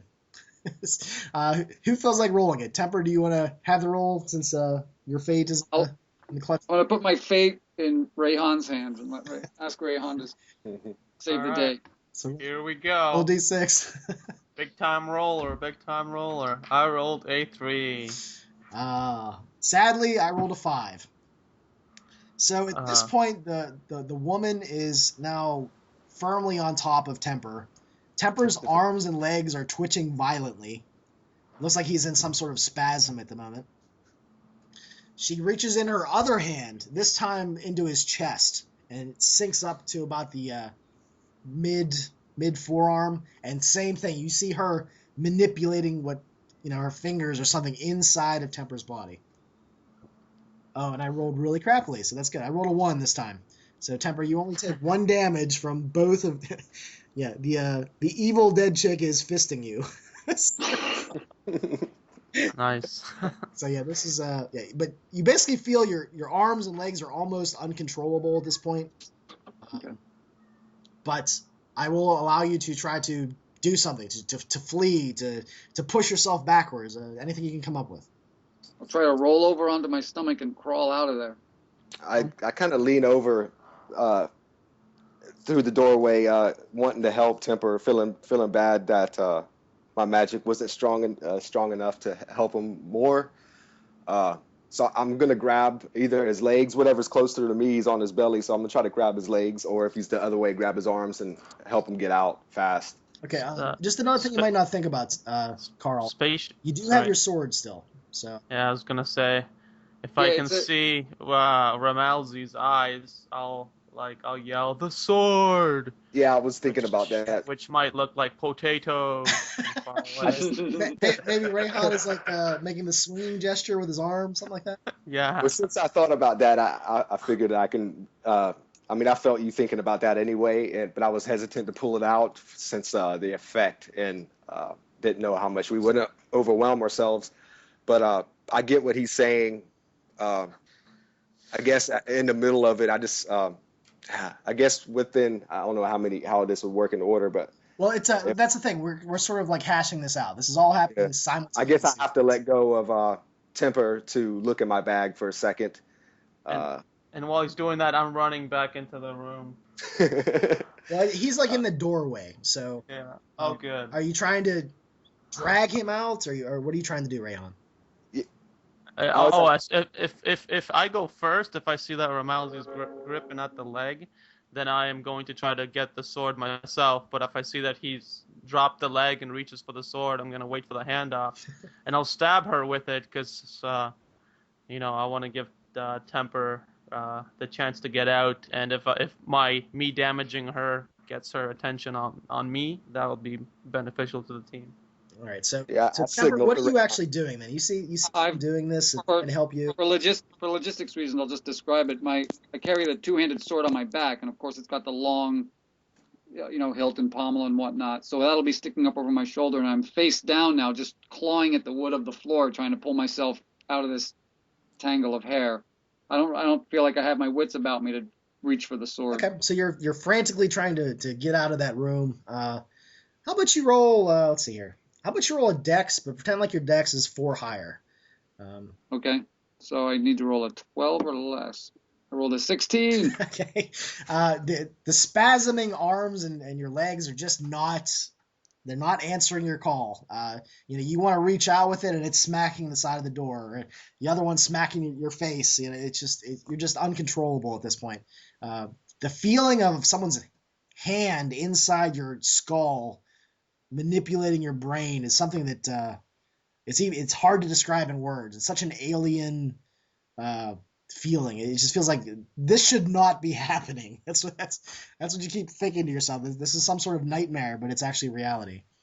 My character will be trying to use all his willpower to wrest control of his brain from this whatever dark force she's using. Okay. Why don't you roll under intelligence or wisdom, whichever's higher. Intelligence 9. I rolled an 8. Okay. Nice. You seem to. You feel like there's like a tug of wills, and you're basically saying like your body is your own, and you're really trying to just make that arm move forward, and you grab the ground, and you make your other arm move forward, and you grab the ground, and you're only moving inches, but you are in control of yourself again. I'll reach out toward Rayhan because I'm sure I see him coming this way then. And at this point, I think Ramalzi has grabbed the sword and is now throwing it over towards Rayhan. Is that correct? Yeah, I was kind of doing it like that since my hands were on Temper, and me and Rayhan kind of looked at each other and knew what to do, and basically I opened my bag or adjusted that he could get the sword out of the bag if he wanted to. All right. Which I think is what he did. Okay, so all this chaos is going on. What's Bo doing at this moment? Bo is running forward to try to get this crazy bitch off his friend. So he will. Actually, no. I was gonna attack her arms, but both her hands are inside of him, right? Well, since Temper's on the ground on his belly, her right hand is over top of his head, and her hand is like in his face, and the other hand is like in his back, I guess, reaching into where his heart would be, and she's not paying attention to you at all. So she's kind of in a vulnerable position, if I'm picturing this correctly. If you ran up with your spear, you think you'd hit her right in the chest or the face, whichever one you want to do. Yeah, basically he'll run up, take a second to sort of aim right at her face, and then just stab straight into it. Okay. All right, why don't you give me an attack roll? And sorry, the amulet at your chest feels like a cold dagger is in your chest now. Like it is so frigid, it's ridiculous. Wow. I only rolled an 11. Okay. Let's see here. She's not paying attention. She's not moving. I think that's enough. So just go ahead and Cool. give me another, the bloodstained 2. spear. Okay. All right. So she opens her mouth to let out what you think would be a hideous scream, but nothing comes out. Her hand forcibly comes out of the face of Temper, and her other hand is sort of in his body still, but not as far as it once was. You don't think that her fingers are wrapped around his heart anymore. And it looks like you've disoriented her, stopped her from whatever she was doing. Okay. Great. All right, and then Rayhan, why don't you go ahead and make me an attack roll with Temper's smoky, flaming sword. All right. So it will be like a sideways kind of swing through her body if I can get to it. I don't want to catch anyone on the of the team because we are in the doorway. It's tight, but Yeah. you actually think if you swung your sword from side to I side, say that. you would probably catch Bo like in the back of the head. So you think stabbing would be better. So, Yeah. I'll stab since I'm used to using rapiers. I'll stab into her. And I rolled an 18 plus 1 from my attack. I'm sorry to interrupt, but which sword is being used right now? this is Temper's sword that was smoking previously when it got close to the book back in town. This is. Oh, okay. I thought it was the other sword. Okay. Yeah, I'm kind of confused. Yeah, hold on. Oh, is that why you were reaching in your back? I wonder what backpack. I wonder. Yeah. I don't know. So I was trying to.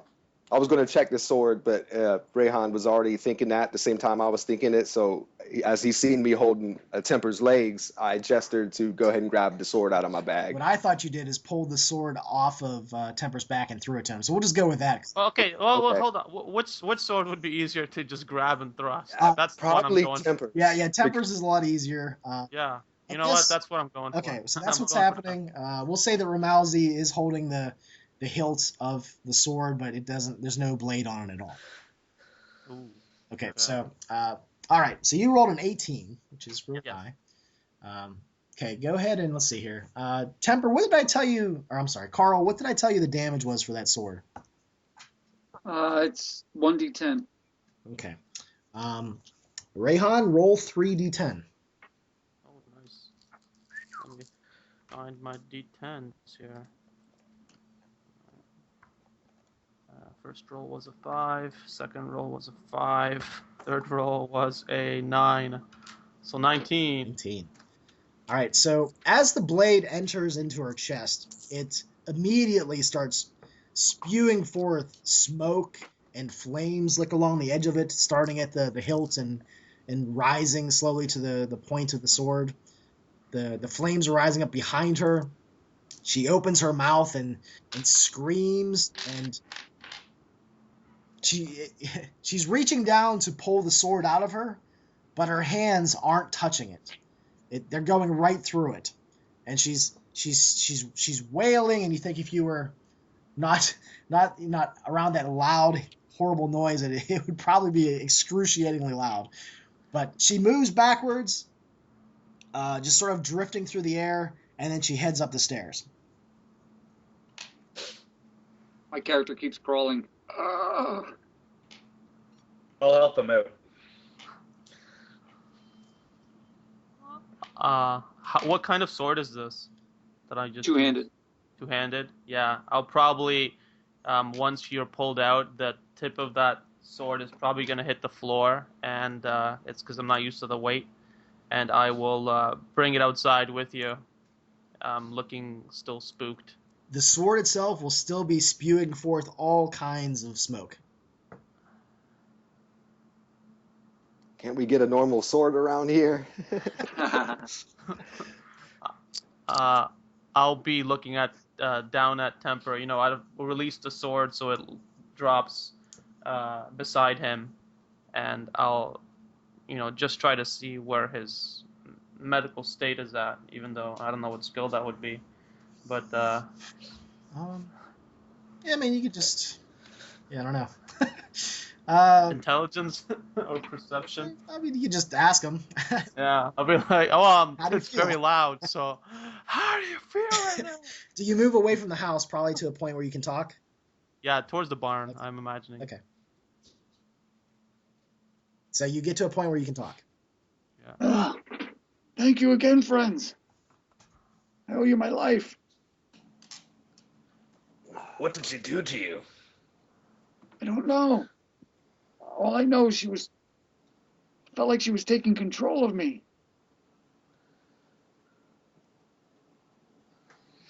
No.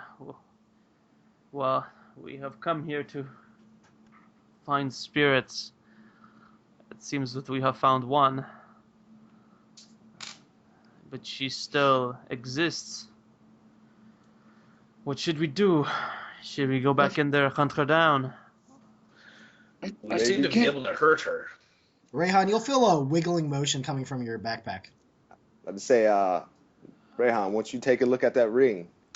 I'll seek out that wiggling motion. I grabbed the finger to return it to the grave. I don't think I understood what was happening. You'll reach into your pack and pull out a writhing woman's finger that has a ring around it. And you see an inscription that says, "I will love you forever." The woman in the grave marked O'Shaughnessy. She's missing that finger and ring. I see where you're going with this. Possibly if we return the finger and ring, maybe this this ghost are tied into this experience here. So maybe she's not able to rest until the returning of this ring. That was my thought.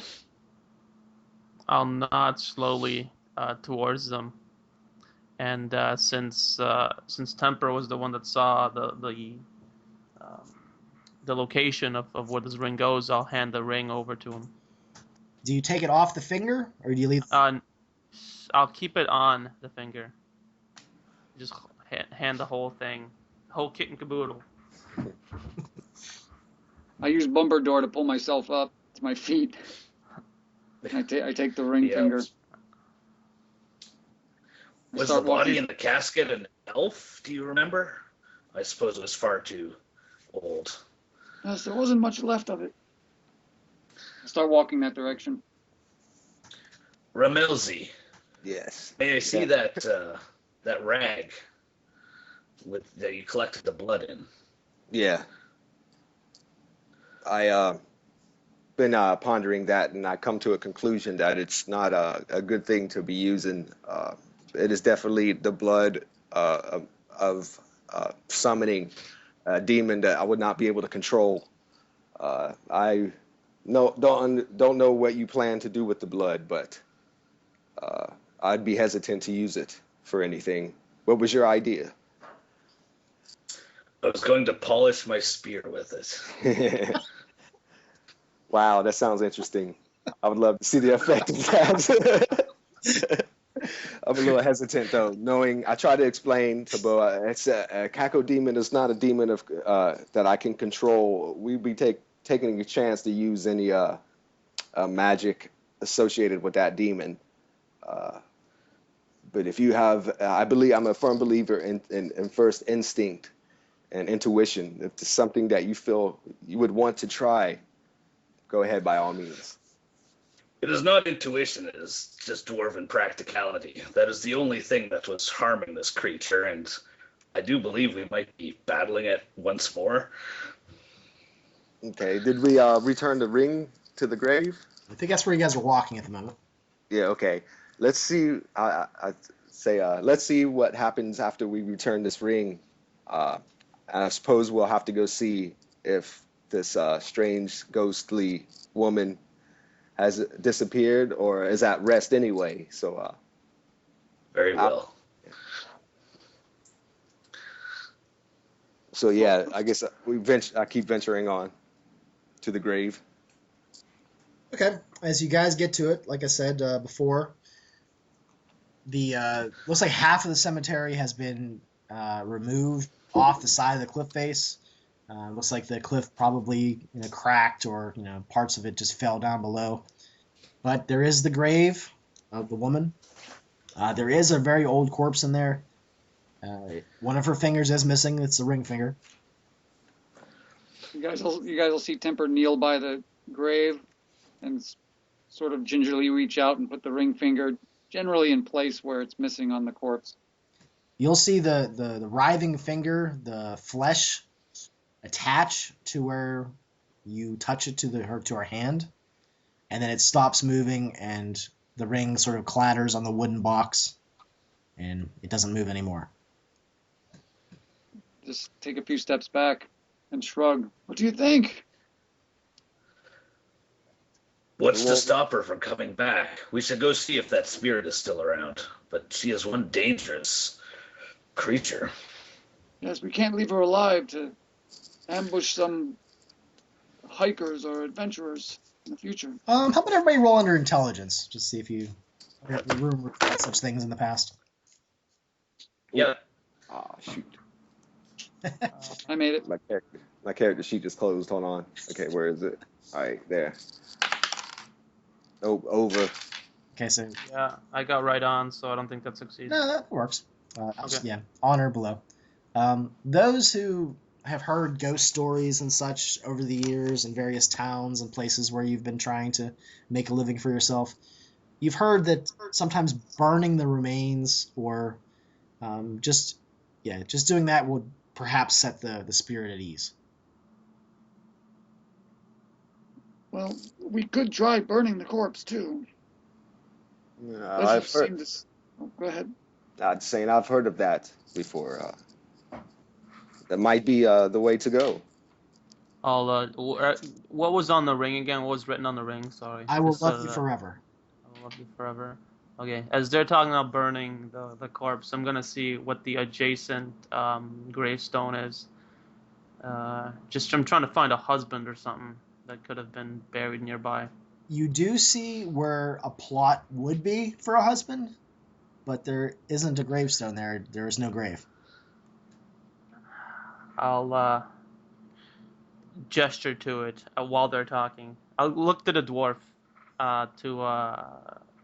sorry, I don't want to call you the dwarf. I'll look to Bombador. And Just call it Bo's easy to remember. yeah, I'll look to Bo, and I'll point to the hole, and I'll say to him, "I wonder where the husband is."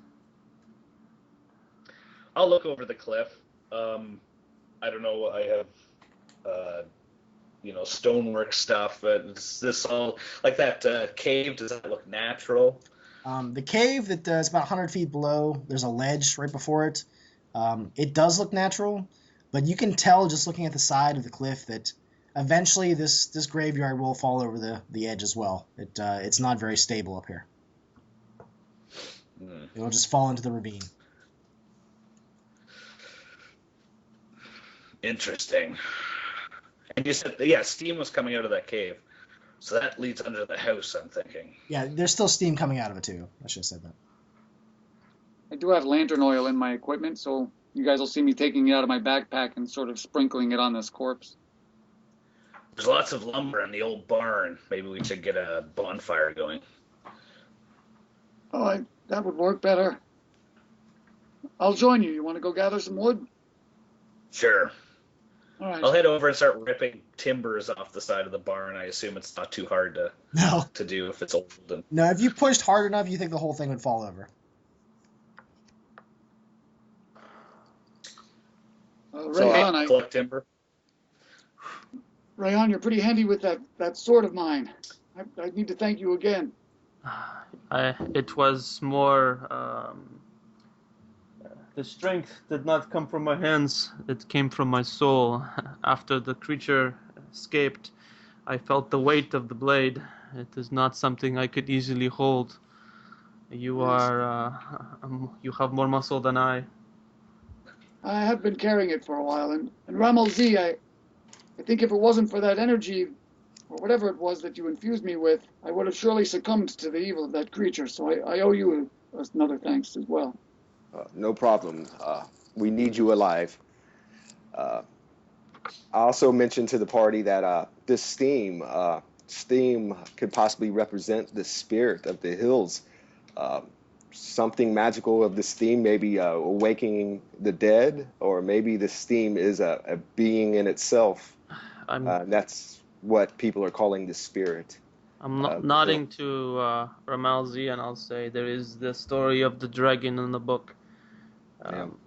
and there is a cave, as was in the story. And if steam escapes from a cave, a superstitious man might think a dragon dwells there.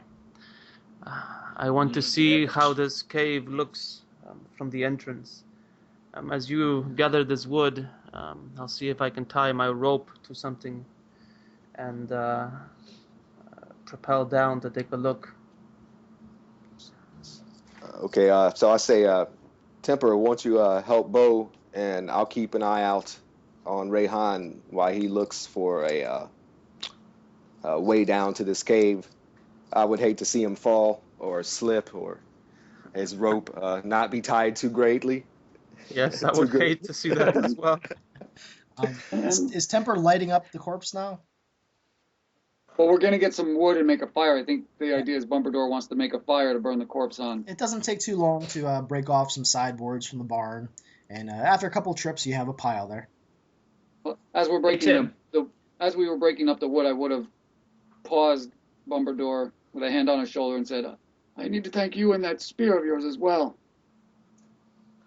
It was only the blood that touched the spear. My spear would have done nothing. So Well, the fates smiled upon us today. It was your hands and your courage that thrust that blood into her heart, so thank you. Is this a good time for a quick break? If not, I just have to step out just Yeah, very briefly. that's fine. Okay, I'll be back in a bit. All right. Yeah, I'll take this time to take a break as well. But now that Bumbledore is gone, let me tell you how I really feel about him. I'll be right back. All right. Yeah, if anybody has to go to the bathroom or anything, that's a good time. Yeah, I'm good right now. So, how's it going, man? It's going good. Yeah, sorry about not knowing the spells so well, man. A lot of them, I'm just assuming what they do because of other games, and the spell descriptions were kind of small. So it is, I don't know, a lot of room for imagination there, I guess. Yeah, that's fine. If you have any problem with that, or if you can't find it, just let me know. Like, Yeah. I have the books too, so I can flip through them. I'm still a little confused on a couple of things. I guess it would be a good time to work out. Like on skills, like I can try any skill that I have a good bonus at, right? Or Yeah, basically you can try just about anything if you roll. okay, Usually a 1 in 6 chance for just about Yeah. anything to start. But yeah, So- if you have bonuses from stats, you have a higher chance of succeeding. yeah. So the I guess we got four that we could. Did we pick like? It's hard for me to remember. Did we pick like for each class they have like their own set of skills? Like four, I think they were, or you gave us some points. As a I house forgot. roll, I gave you guys bonuses to the skills based on your stats. Okay. So I listed what skills get those Yeah, bonuses. yeah. So some of Okay, those I ones you see. might be better at just because you have a high Yeah. intelligence or something, Okay, I got a +1 wisdom. So the ones that say 2 on the next to the window. Yeah. Okay, hold on. If you have a +1, then you'd be a 1 and 2 for success. Yeah. I'm just trying to remember which ones that were given to me, I guess. I was making sure that I could use all skills, therefore I won't use a skill that I wasn't supposed to use or whatever. That's basically Yeah. the only thing. Yeah, the way I've been doing it, I'm pretty sure this is the way the game is too. You basically just roll under stats for general things, but if there's an Yeah. actual skill for something like searching, like I think I kind of Yeah. messed up on that at first. I was having you guys roll search checks for just like spotting things, and I think that's just the general wisdom. So, I Yeah. don't know. I kind of started just overlooking skills and just saying what I was doing. No, that's fine. And I have and if no you say, problem with players telling yeah. me, "Hey, this is what I I'm mean, going you to can do. How does the mechanics work out to get that?" yeah, if you say roll, I roll. If you don't, I just go with the flow of it. Yeah, that's pretty much how I do it too. If I'm back. okay, Okay, one more thing. At the beginning of the game, I feel like I read this over and over and I just keep forgetting, or just it's very, it's not so clear in the rule book. But at the beginning of the game, I know I get, I can pick, I think I get read magic. There's 3 spells that come at the beginning of the game, plus the 1 that I get for being, I just read that. So, well, anyway, at the beginning of the game, I supposedly was able to get 4 spells. Now, when I hit level 2, am I able to use level 2 spells or add just another level 1 spell to the list? I should probably look that up. Yeah, I mean, sorry if it's too deep of a question. No, It's it's fine. not too clear to me, I and I think it can't is find. kind of open-ended. I think a lot of times you're supposed to like, yeah, discover spells. I think for the most part, but Yeah, yeah. yeah, at second level you can cast 2 first level spells a day. At Okay, third level you'll be able to start casting second level spells. okay. I did it right then. Okay, because now I got 5 spells altogether. And, Okay. just while. I am back, by the way. Oh, okay. I think we're just waiting for Zig. I'm back. Oh, everybody's back. Now that I got you all here, I did give you guys more experience last time. I don't know if some of you have leveled or not. I put the total on the forum. I can look it up real quick. Yep. Yeah, I made I'm it. level 2. That's what I'm supposed to be. Yeah, I'm level 2 as Yep. well. The last little boost didn't quite get me to level 3 yet. Yeah, the new total everyone should have for experience is 3,050. So. Right, that's pretty good. Well, maybe I did. I don't know. Let me go. I have to look at the chart again. Yeah, I'm level 3, so I'm happy. Okay. So yeah, I just want to make sure that you guys actually leveled up, so that you know. I don't 3,050. because temper. I think you got to second level. It's mostly just Mm-hmm. hit points and your attack bonus. I think go up. So Gotcha. If I ever sneak attack someone, it's gonna be very painful for them. what's your sneak attack at now? I'm maxed for sneak attack. Okay. It's gonna be a multiple of 6. Whoa. Damn. Yeah, he isn't yet. What's nice about the specialist class is that you can pick something and be really good at it, but he might Yeah. not be so great at finding traps or doing sneaking or doing some of this other stuff. So I'm pretty poor at I'm decent at sneaking, but I'm poor at everything else. yeah, he's a killer. Yeah. That's what he specializes in, killing people.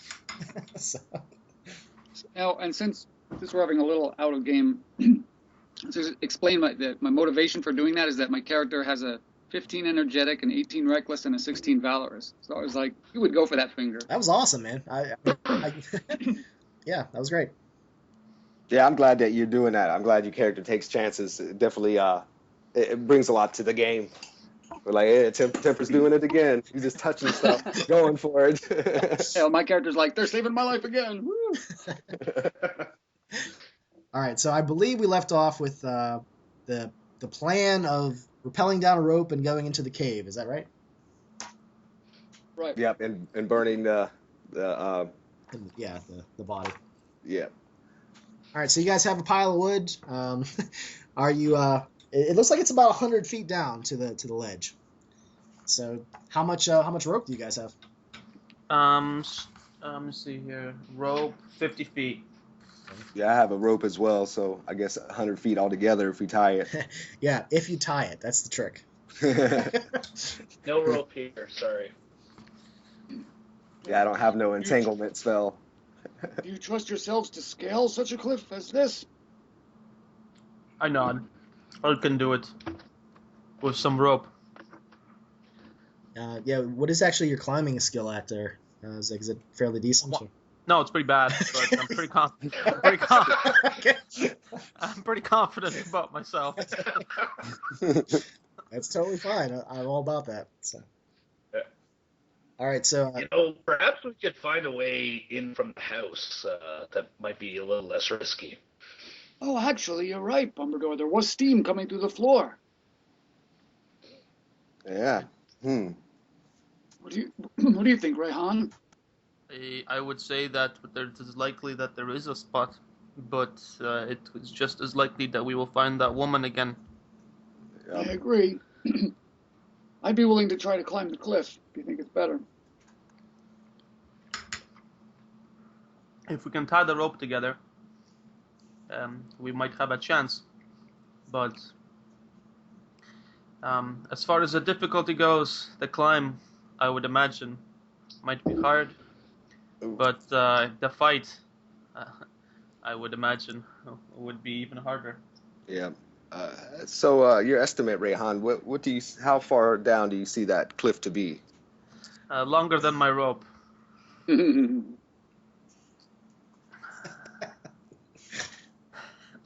Yeah, I guess if if you were more expendable, I'd be like, yeah, sure, go for it. So we wouldn't have to deal with that ghost.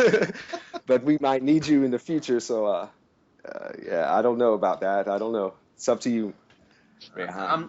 I'm gonna glance down to see if there's any, like, from my vantage, to see if there's any, like, footholds or handholds or anything like that. Okay, why don't you roll under wisdom? How about the dwarf? And anybody else who wants to do that as well. Okay, I rolled over my wisdom, so. Way over my wisdom. So what you're saying is it's no problem. Under. You got under there, Ramalzi? Yeah, yeah. You do see what looks like handholds that have been carved, but they're not right below you. They're a little bit off to the side, so that's why everyone else didn't see them. All right. Hey, Rehan, take a look at this. Look like people has scaled the cliff at one time. Had your idea here. There's handholds. Don't know how old they are, but it looks a lot better chance than the rope. Maybe a combination of the two could get you down safely. Remember, this whole cliff is crumbling. Good observation. The thought had escaped me. I'm feeling a little less secure about doing it now. Would you like me to go first? I'll look you over, and I'll shake my head. I'll be like, I am much lighter. Ain't dwarves a little bit more bouncy?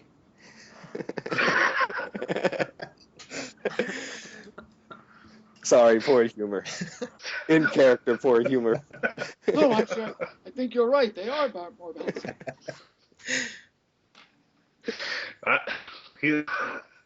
Bo looks over the edge. I don't think that's a safe climb. Bouncy or no, that's a long drop. Who else has rope? I'll say. I do. I don't know if anybody else does. I have some rope. Let's tie our ends together. Let's see what happens. Okay, Tim is gonna roll a die. Oh no. Okay, you guys tie the rope together. Okay. Can we do it? Let's do a sort of tug of war thing. Let's just make sure this is good and solid. Yeah. Good Yeah. idea. I'll grab All right. one. You're both two on each side, I guess. Yeah. Two on each side, and then we just pull as hard as we can. Okay, everyone Alright. lands on their ass roughly as the knot comes untied.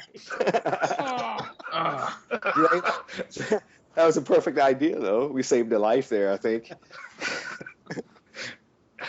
I'm not so sure about this plan, guys. All right, let's go inside the house.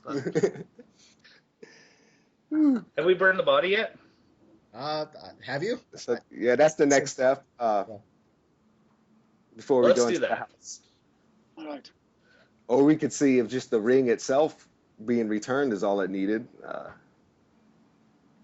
Well, I think burning it doesn't do any harm. We Okay. return the ring, and now we can return the body to release the spirit. At least that's what I've heard in legends. Yes, yes. So I'll work at getting the body free from the grave. Nice. Bo, being a faithful man, in Dwarvish, will say the Velagrun burial rites. Blah, blah, blah, blah. If everybody wants to roll for language to see if they can pick up Dwarvish, that's fine. Yeah, why not? Let's see. Yeah, I think I got a 2.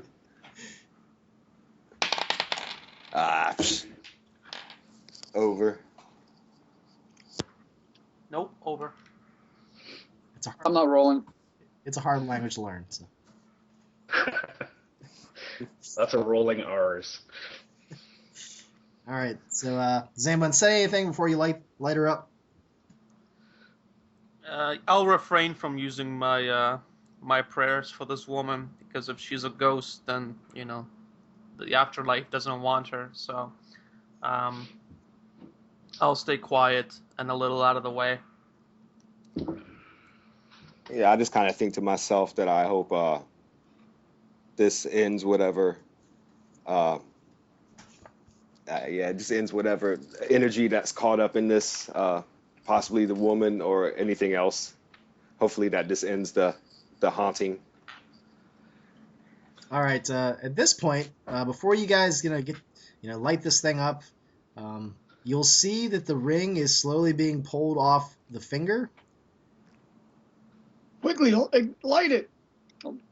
Go into my backpack for my flint. The ring. How about you roll a d6? See who goes first. Roll a 4. All right. Nice. I rolled a 2. Okay. So you light up the fuel. It engulfs the body. The ring stops moving, and the black smoke climbs to the skies. Let's I hope missed that did this. it. What happened? I hope we did it. All we can do now is go see. All right. Back into the house then. I'll draw my sword this time and have it ready. Does the did the gravestone have her name on it? Yes, it did. What was her name? Let's see here. What was it? O'Shaughnessy. I think it was. Where's that? Shayla Corey O'Shaughnessy.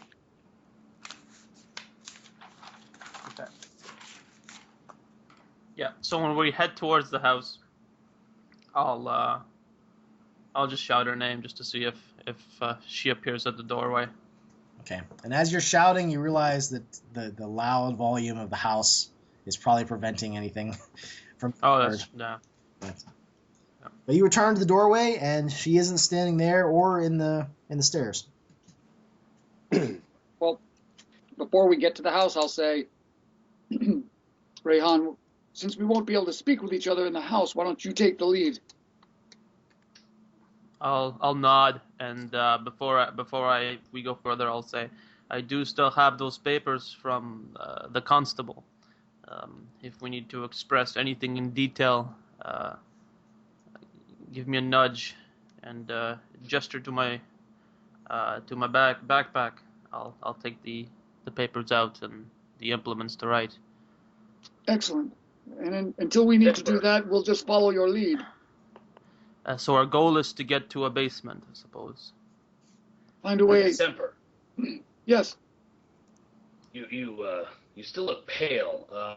Perhaps if any unfortunate combat or anything breaks out, let me take lead this time. Okay. I'll watch the back in case anyone comes from outside. I'll stay with you, Temper.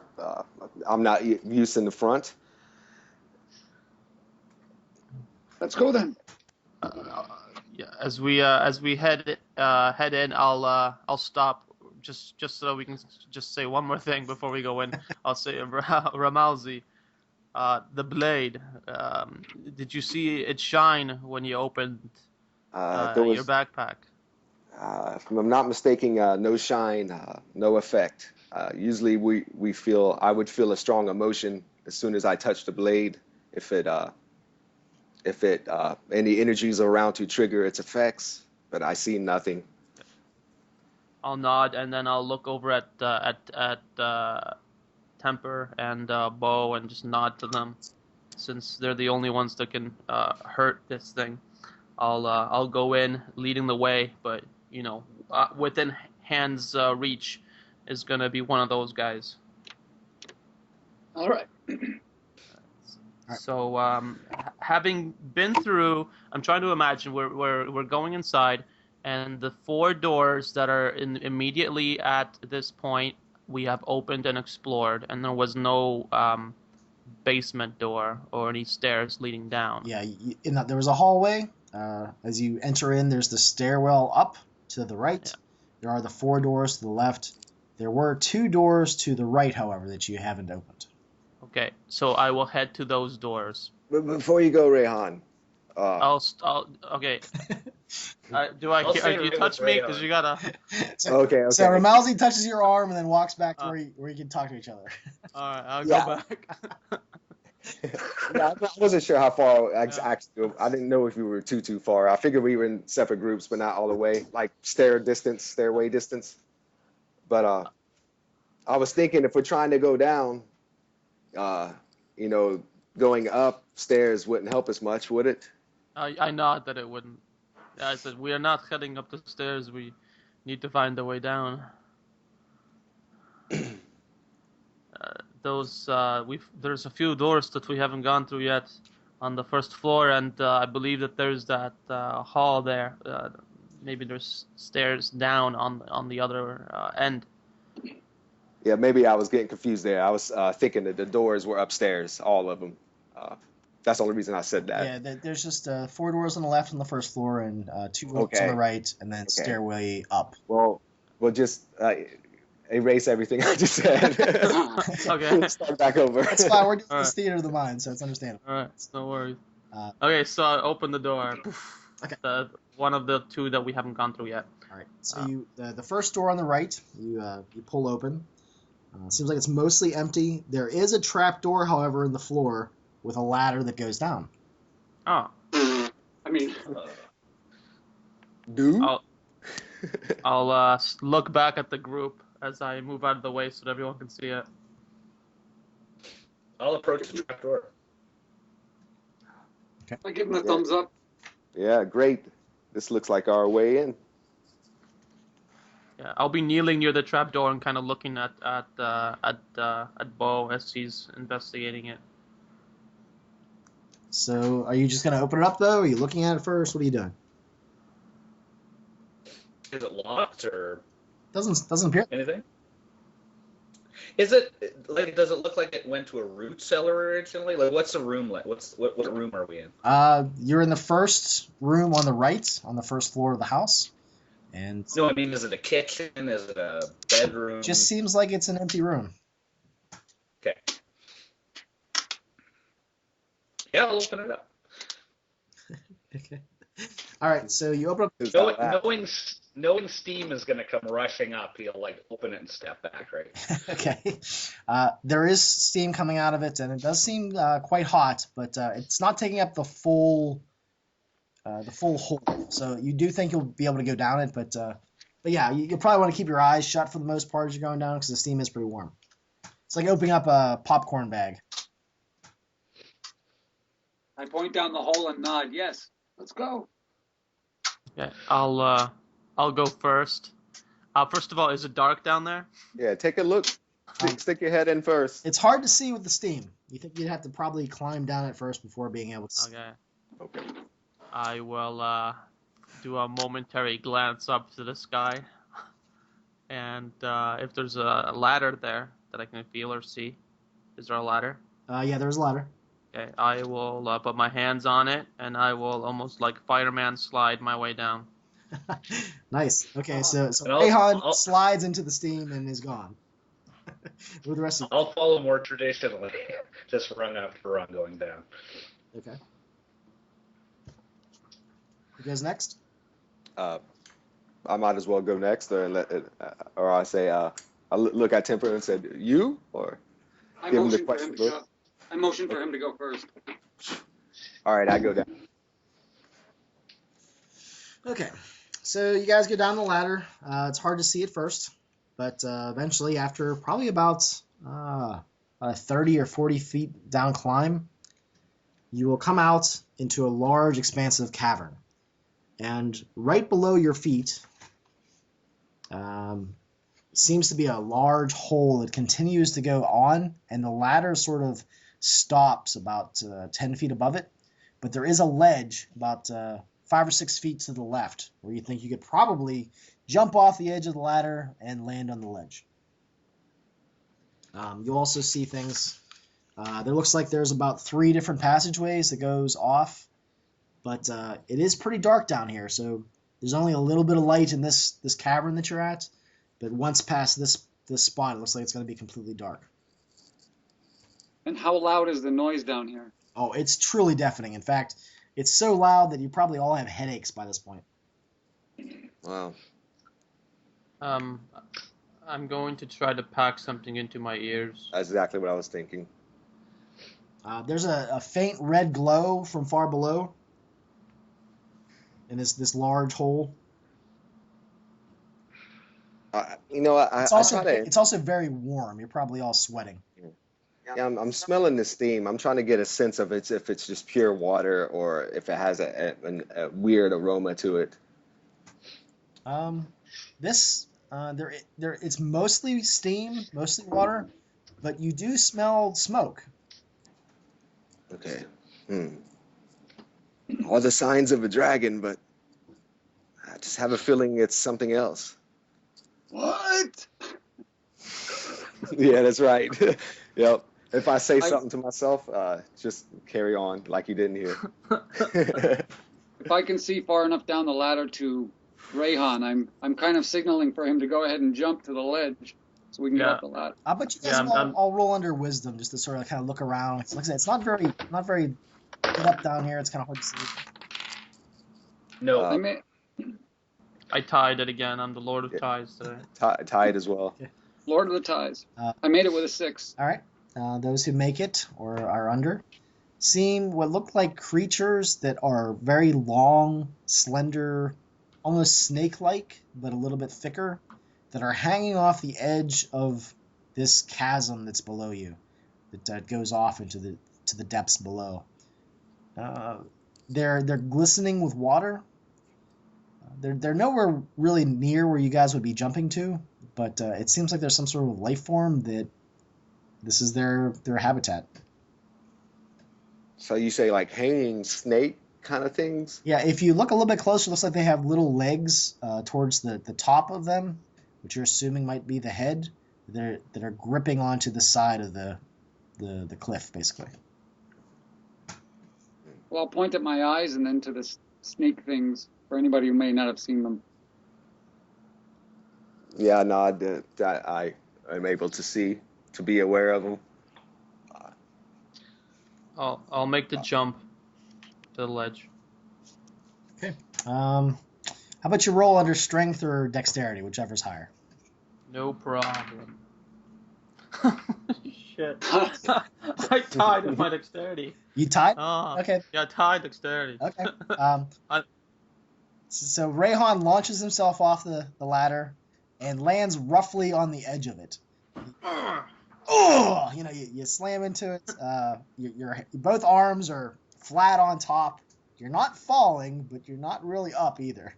So, Yeah, and if there's a lot of moisture, I instantly get like paranoid. I don't want to slip down, so I'm trying to push myself up. okay, why don't you try to roll under strength this time to pull yourself Oh my goodness. I use a willpower point for an automatic success. Wrong game. Okay. I rolled a 9, which is good because my Okay. strength is 10. So describe how you climb up, I guess. Okay, so feeling that sense of paranoia, I flatten my hands on the slab. Is it a rough hold or is it like smooth? It's fairly rough. It's rocky, but it's fairly rough. So I'll be the rock will be digging into my palms as I try to lift myself, and I'll be kicking at whatever my feet can get a hold of, and I won't be like springing up, but I'll be very much dragging myself to safety with my right leg still kind of dangling off the side. Okay. And I'll be taking a deep breath and glancing towards the ladder, hoping no one saw that. Yeah, the Seeing, cliff, the rough cliff where you're laying on isn't really flat. It sort of angles upwards Okay. towards the edge of this cavern. And like I said, there's 3 different exits, natural cavern, cave, sort of tunnels that head off. So that's what you see. Who's next? Seeing my athletic friend have such trouble with the jump, Bombardor, the dwarf, is less than confident. So he's just sort of pausing at the bottom of the ladder, That's right. not sure what to do next. That's right, because you're next in line. So Yeah. Do you not feel like you can make the jump, Bo? I can hear you. Oh, that's right. But yeah, you're yelling at him, and Yeah, he's looking up like, what? Do I see him on the other side? Yeah, you'll see him looking down at the expanse of nothingness below him, and he's looking at the cliff where you were, and then he's looking at you, and then back to the ladder. And looks Then like what the fuck? I I'll can't see you." gesture. I'll gesture to my rope. I'll like sling it off my shoulder and like look at it and then look at him and do like a shrug. And then do like this motion around my where my sash is, like around my waist. Okay, I'll hold my hand out for the rope to be tossed to me. Okay. I'll hold on to one end of the rope and I'll like unfurl it as I throw it in his direction. All right. Yeah, it's not that far away, so it's not that hard to catch. So yeah, you get it, Bo. Okay. I'll wait for. I guess tie it around my waist. Can I do that on a ladder? Yeah. Yes, so. Sure. And I'll roll a dice.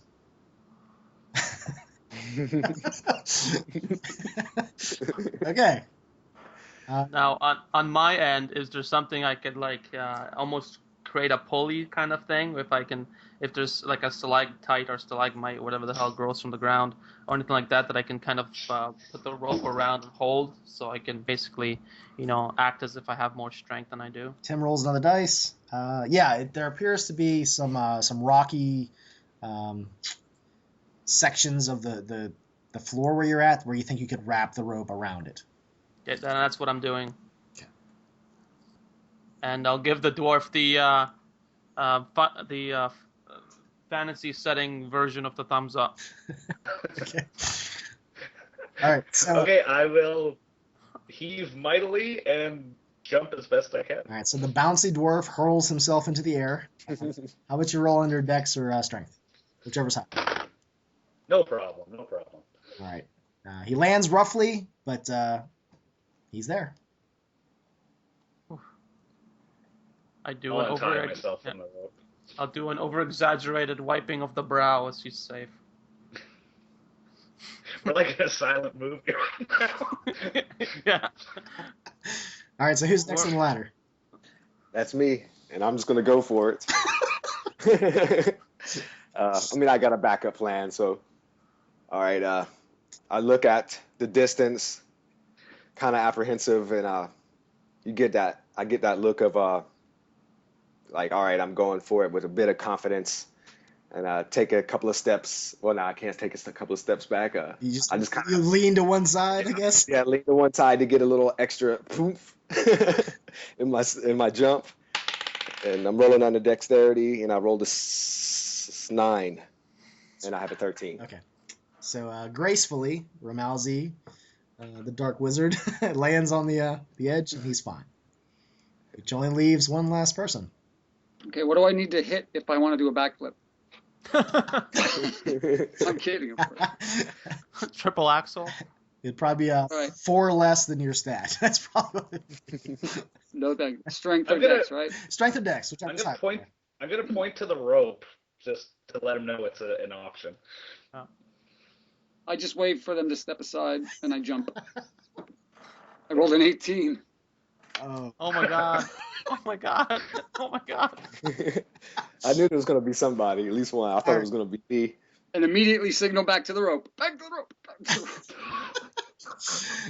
So Temper's sort of doing like the Babe Ruth thing where he's like all bravado, like, yeah, I got this. And then he tries to launch himself off the ladder, and the bottom rung snaps. So all of the force he gave to push himself towards you all is no longer there. He is descending through nothingness, falling right past you guys. Is there anything you three want to try to do to prevent Temper from falling to his almost certain doom? So he's past us? He's falling past you at the moment. Okay. All right. I am motioning at the rope. Who's got the rope? Who's got I've got the rope. Okay. I don't know how to get it. I'm trying to reach my hand out because it's the only thing I got, but that'll just drop me too. So I'm gonna hold on to if you're holding on to the rope tightly, I'm gonna grab the rope as well, so we both hold it, and I'll try to reach my hand out so we can grab it. You did also tie the end of the rope to the rock. Yeah, that is true. So if one of us grabs him and then get thrown down, then at least, Yeah. I'm gonna grab him as well. So with my free hand, I'm gonna grab because that would be the first reaction, right? So Just try to grab your friend. anybody who's trying to grab him, why don't you roll under Dex? Easy. Sorry, that's on the edge. Right on the money, 14. Okay, he did it. I did not. I missed. Okay, so Rayhan's hand reaches out, almost grabs some hair, and his fingers just get. You just miss him. Bo reaches out and just gets the top of his right around his collar, and grabs on. The only problem is he's a little off balance now. Why don't you roll me another Dex to make sure you don't. Okay. Made it by 6. Okay, so the dwarf's feet slide a couple inches. He lands roughly like on his chest on the edge of the cliff. Temper, being held on by the collar, slams roughly off the side of the cliff. But it seems like the dwarf has got you by the collar. I grab the rope. Okay. The rope is dangling there, right? Yeah, I look over the side at Bo, and I try to give, if he's looking up, I suggest to him, or I try to let it signal that if he's able to get up or not. So Temper, you want to try to pull yourself up with Bo's help right now? Yes. Okay. Why don't you guys roll under strength? You can both roll. That's fine. I will grab onto the. No. I'll grab onto Bo if he's got like a belt or something, just to give them more, to limit their chance of falling down together. So Bo tries to lift him up. It sounds like that was a failure. So and Temper's just a big old dude. He's hard to lift up by one hand. So what? Bo's not that strong either. Yeah. I did make my roll, though. Okay, so Temper, however, reaches up above his hand, and you want to describe how you pull yourself out of the chasm there, Carl? Well, I was under the impression the rope is dangling there somewhere, tied off to the rope. It is, but I don't think they threw it down into the cliff. No, it's. I think it was tied up to. No, because he untied himself. Yeah. All right, I swing my leg up over and then roll onto the ledge. Okay, so using Bo's arm and shoulder and the edge and the side of the cliff, you manage to roll yourself up, and you're on the cliff, on the edge. And I just give them a big smile and a wink. Whee! No. We made it. I give him a dirty look and point at the rope. I had you. And his mouth opens and nothing comes out. So. I had. So I guess go ahead. Just dusting myself off. I look over the cliff and see how Bo's coming along. It's just laying on the ground. He's probably gotten himself up by this point. Yeah. Oh, you made your way up? Yeah, we're all on the ledge. Yeah. Okay. I thought just Temper did. No, he was basically laying face down with his arm over the cliff, holding on to Temper. That's what. Oh, okay. He just pushed himself up, and he's fine now. So. I'm gonna point at my eyes. I'm gonna point at my eyes and mouth the word light. All right. You guys could roll under intelligence to see if you understand what he's trying to say. 15 on a 15. Okay, so you do. I rolled under as well. Okay, you do as well. I pick up. I failed, so I hand him one of my apples. Hey, that's a good idea. Instead of picking up a rock, I'm gonna pull out my apple and cast light on it. Oh. Roll a d20. All right. I always got to take a chance. I always forget, so that's good because I get that my stomach drops as soon as you say that. 15. Okay, you're fine. I'll recollect my rope, so in case we need to do another jump. Yeah, with the light of the apple now bouncing around the natural cave sections that you're at, there are 3 exits from where you're at.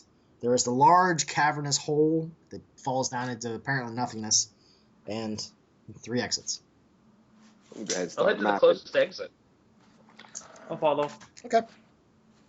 You head there, and again, looks like it's mostly natural. You'll hear, actually, you won't hear anything except for the loud annoying noise that's been going on this entire time, but thankfully it's muffled since you guys have the stuff shoved in your ears.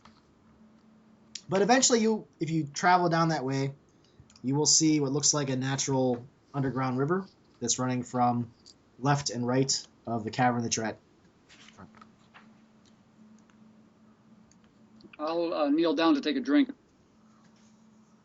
All right. What Seems like fresh water. What cavern did we enter? Which one? The There was closest three one. Yeah. So Right. door number 1 is the one you went down. Okay. Yeah, I'll refill my water skin, take a drink. I'll do the same. Seems fresh. Yeah, I'll why go, not? Yeah, after taking a drink, I'll go over to the inventory of my backpack, just like really quickly to make sure I got all my stuff and to kind of be aware of it. Yeah, it seems like it. The one thing you guys did notice is that the water is really, really cold. And you also saw what looked like ancient moorings. Maybe there was a bridge here at one point. I'll point them out and then point across the river and shrug as if to say, should we try crossing the river? Pull out my staff to see how deep it is, stick it in the river, see if I can feel the bottom. Okay, it's about waist deep, you think. And, How fast is the chest water? for the dwarf. It doesn't seem like that. It's that fast. It's just cold. Alright. It's very cold. And we can continue going the way we've been going, or across the water. What do we see on the other side? Let's see here. You see more cavern heading off into the distance. Okay. I'll gesture to the other side and shrug. I nod. I'll get in the water. Okay, Tim rolls dice. Rayhan steps into the water. I rolled a 1. And he slips on whatever slippery plant, algae or something is at the bottom. He slips and falls and is totally encompassed by the depth of the water, but it's not that hard for him to step back up. Okay.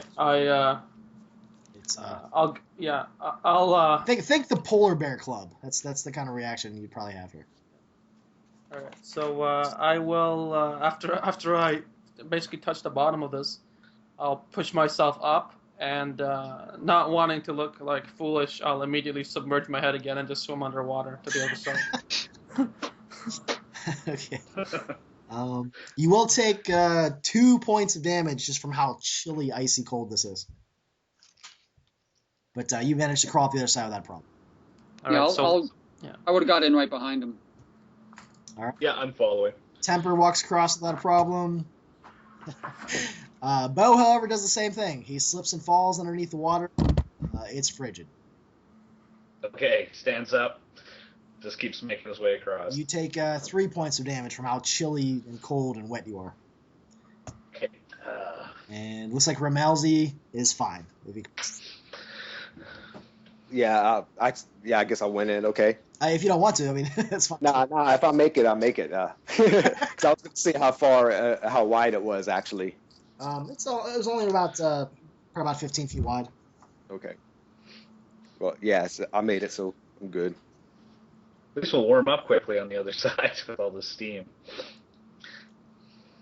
There is still steam in the air. Although the further you get away from the chasm, it seems like there's less of it.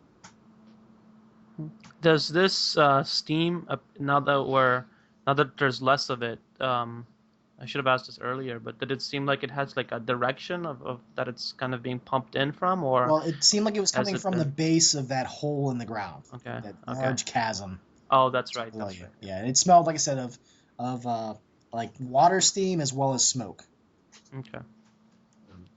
So if we've crossed and you said that there's the chasm continues.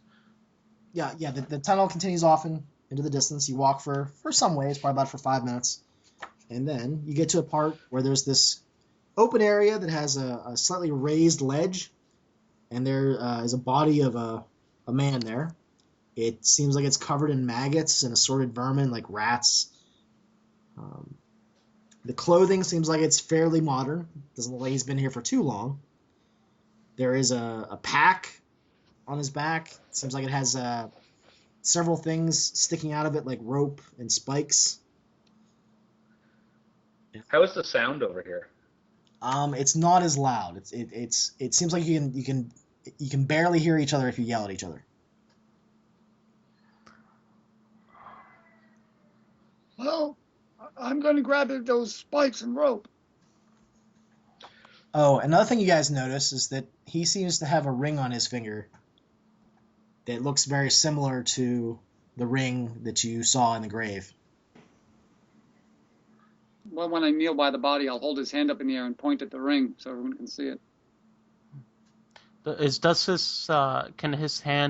Can his body's hand move, or is he in like rigor mortis? When Temper lifts up his arm, from the elbow up comes off with the ring.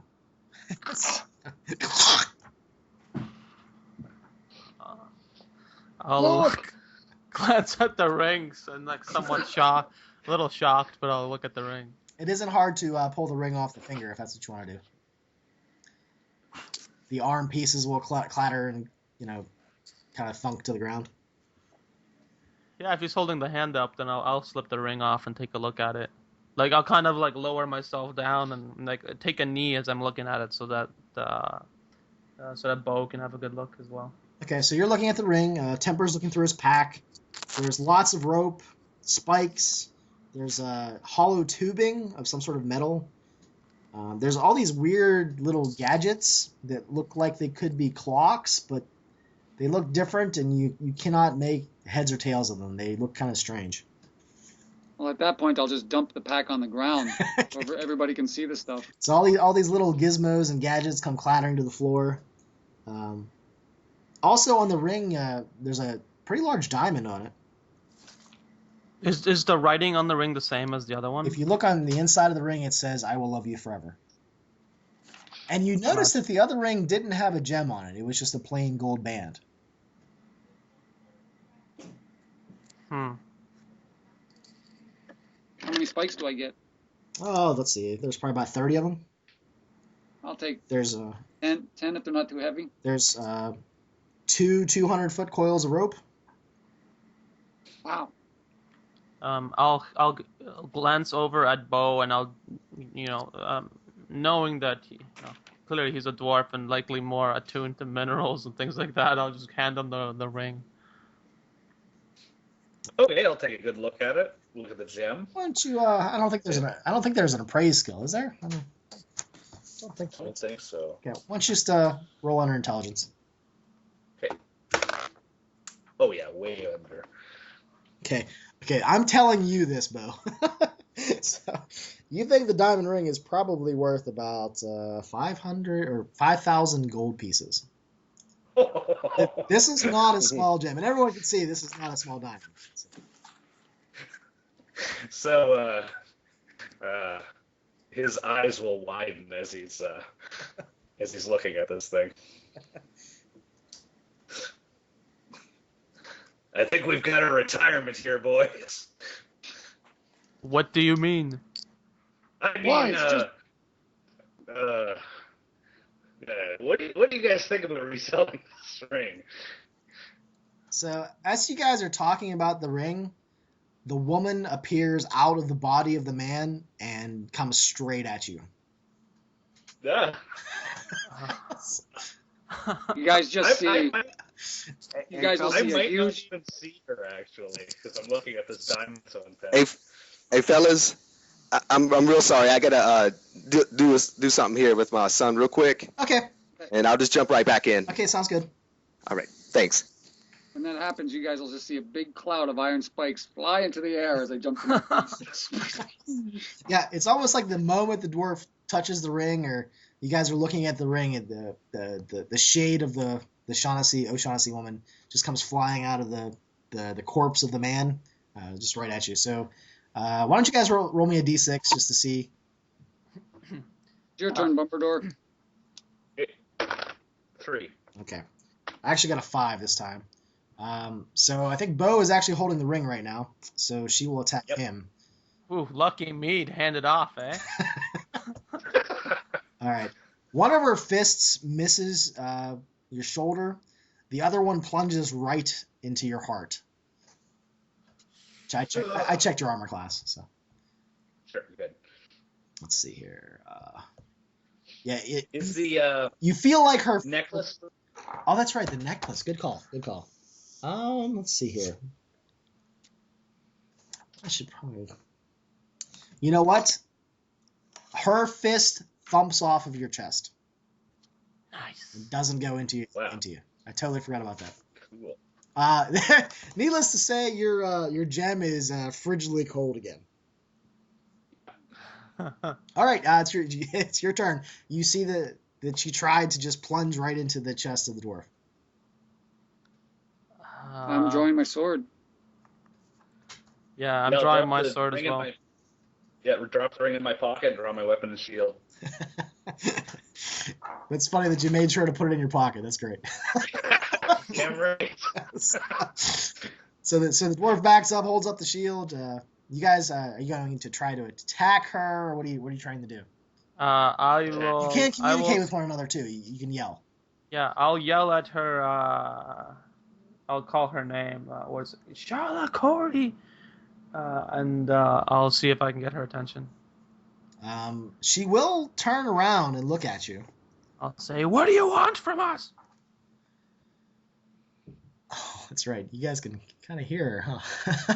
Yeah. All right. This is where she opens her mouth and just bellows.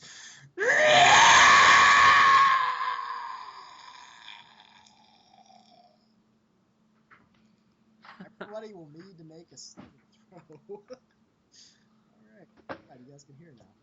So say that again, but a little louder. Oh, that's right. I notice whenever I yell, it gets really quiet after I yell. Yeah. Yeah, you're really quiet right now. It'll slowly pick up. It doesn't like me when I do that. Let's see here. I got some saving throws I'm gonna look up too. What was that? I've run so many. Yeah, I totally lost you. I can hardly hear you, but I can repeat what you're saying if you. So you said saving throws. Can you guys hear me? A little better. A little better. All right. A little better, yeah. I guess I was too close to my mic. All right. So you guys are going to need to make a saving throw versus paralyze. Okay. Just a gaming question. If it says paralyzed 14, do I have to roll over it or under it? Yeah, you have to roll that number or over it with a d20. Oh my god. Oh, goodness. I failed. I made it by 1. Okay. I rolled a 1. Oh, wow. Oh boy. I didn't even try. Iron spikes clamber to the ground. Alrighty. Let's see here. Roll some dice. So a 1 is an instant fail on saving throw? Or is that like a crit success? No, yeah, it's this one you need to roll above. This is the old. Oh yeah, it's right above. Yeah. There. Yeah. No, that's all right. It's one of those funky little things. No, yeah, I failed. So anyway. Okay.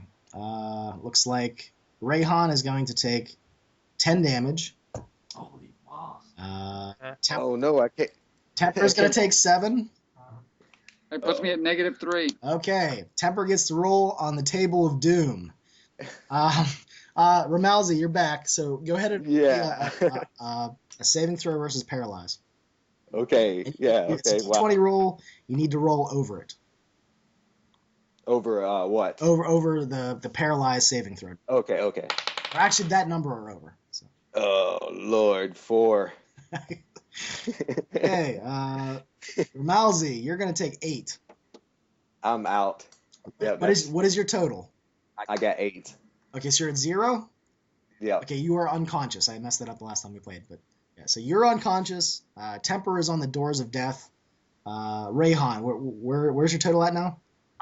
Since the 2 that I took from the water and 10 now, I'm at 12 and my max HP is 14 since I am level 3. Okay, so you have 2 hit points left then. Yeah. Okay. Yeah. So yeah, the wail of this thing, when not masked by other sounds, is horrible. Bo, what did you get? I I think I forgot. Oh, made hold it by on. 1. Hold on. Do our earbuds help us? Oh, you did put earbuds in, didn't you? Yeah, we didn't say we took them out, but then we did have a conversation. So realistically, we were yelling at each we other. would have taken it out. Yeah. Yeah. So forget what I said. Well, Temper rolled a 1, so that's not. earbuds aren't going to help with natural one. Yeah. No, we were talking to each other, so just forget it. I will give you. Let me think here. What did you roll again, Rayhan? To save. Yeah. I rolled a 12, And what- and my score is 14. Okay, I'm gonna say that you made it then with the earbuds. Well, Oh. it's probably like a +2. I did. You rolled like a 4 or something, right? Right, Jerry? Yeah, I didn't realize though I did hit level 3, but it's too late. I could have added those extra HP in there. Oh, I thought I was still under. No. Go ahead and roll those hit points now. Okay, I'm 50 above, so all right. So what is that? It's a D6, 1d6, 4 on top of 8. So yeah, I guess I have 4 hit points. I didn't get unconscious. Okay, so if you want to do it that way, that's fine. Yeah, that's like Okay. It's fine. All right, so you're not unconscious. So Temper gets to roll on the table of doom, though. I need to find that. What do I roll? Yeah, hold on a second.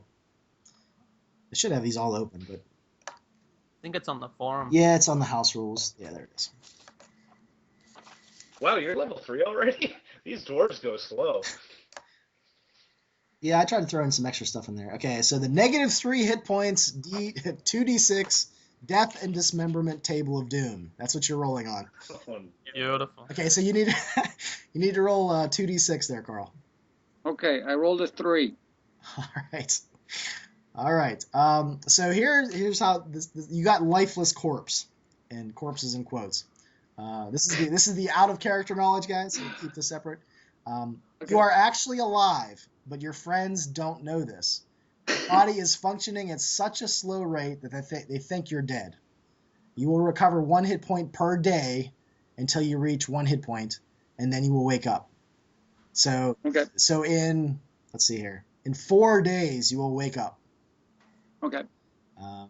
Yeah. Okay. So you'll see Temper's lifeless corpse. I'll put the quotes there. On the ground. How about you guys? It's your action now. It's your turn. Yeah, that's a quick suggestion, Tim. Next time that the other players don't supposed to hear what's going on, we could just ask us to hit mute, and it will help the role play probably a little better. Yeah, or just say nah or something. Yeah, it feels too much like once I know, it's like even though I'm not gonna. Okay. My character's not gonna know. It still affects my gaming, so I don't know. I know some people have different opinions on that. Okay. Yeah. Yeah. Well, I'm thinking this guy's getting burned once we take him outside. Yeah, because I'll probably just leave him. Yeah. That's what we did with So. All right. Anyway. So Temper's on the ground. He's not moving. She had just opened up her mouth and just wailed at you. It's now your turn. Who wants to go first? I know I'm going to go for Temper's blade for sure. Oh. Okay, I wasn't really sure when I walked in exactly what was going on. I just knew that I was rolling. Let me back up. Whenever they started messing with the ring that was on this guy's finger that they found like this sort of like a spelunker looking guy. That's when out of the corpse of the man came the woman. She just flew out of the ground, basically. Wow. Bo, I still don't think I heard. What was your saving throw? Oh, 11, and my save is 10. Oh, okay, so you're fine then. Okay. So yeah, what do you guys do now? I'm just gonna attack her actually, but yeah. Does she still have any? I guess she's a ghost, but does she have any obvious wounds from our last battle with her? Nothing obvious now. Okay. Yeah, I'll just attack her. Yeah, and I'll grab Temper's blade. Yeah, I'll just because it looks like Temper's dead. I'll just scream no, and just throw myself into it. Okay. You pulled out the no. Okay. All right, that gives you like a +10 bonus or something, right? Once per game. All right, so okay, you spread that blood all over your spear, so just go ahead and make an attack roll. Natural 1. Oh, dude. I was waiting to see what happened. Actually, that's another chart. That is. I think that's another chart we get to roll on. Cool, Tim's having fun today. I got so many of these damn charts, I gotta figure out which one it is. All right, All right, where's the one? This fight's gonna end up with me throwing your bodies into the river and making a raft to escape. All right, I need to roll a d30. Viking funeral. Let's see here. Okay. So you're stabbing at her, and let's see here. All right, so you're stabbing at her. Somehow you miss, you stumble, and you fall on top of your spear that stabs you in the cheek. You actually lose 1 charisma. You have a horrible gash on the side of your face. So your charisma stat is now 1 less. 8, 13.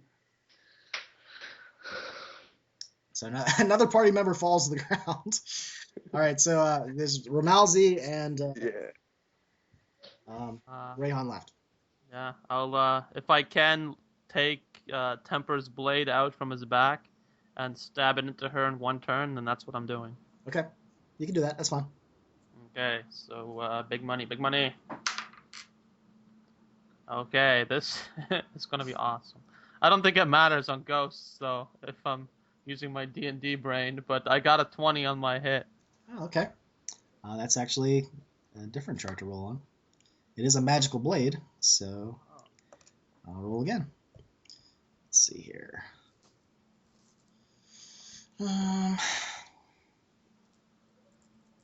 Alrighty. Interesting. I think I'll have to translate that to a ghostly thing, but alright. So you stab this spirit towards its face. Like you're going right towards her face. And she pulls her hand up to block the blade, because apparently she seems to have some fear towards it since the last time you've stabbed her with it. And you actually kind of stab right where the ring finger was. Right, the finger that's missing. And as soon as your blade touches that area of her hand, she just dissipates into nothing. Okay. I will reaction swing in that area, like arcing, kind of like wide. Make sure I don't hit my friends, but I'll be like, swinging away. And you're just swinging through air. I'll drop my blade beside Temper and look down at him in shock. Is he okay? And I'll take my earbuds out. Fully. Hold on, guys. Go ahead and talk to yourselves for a second. Okay. Yeah, I'll say, is he okay? I don't think so. Also, in moments of danger, I lose my accent sometimes. Is he okay? In moments of danger, I lose my consciousness.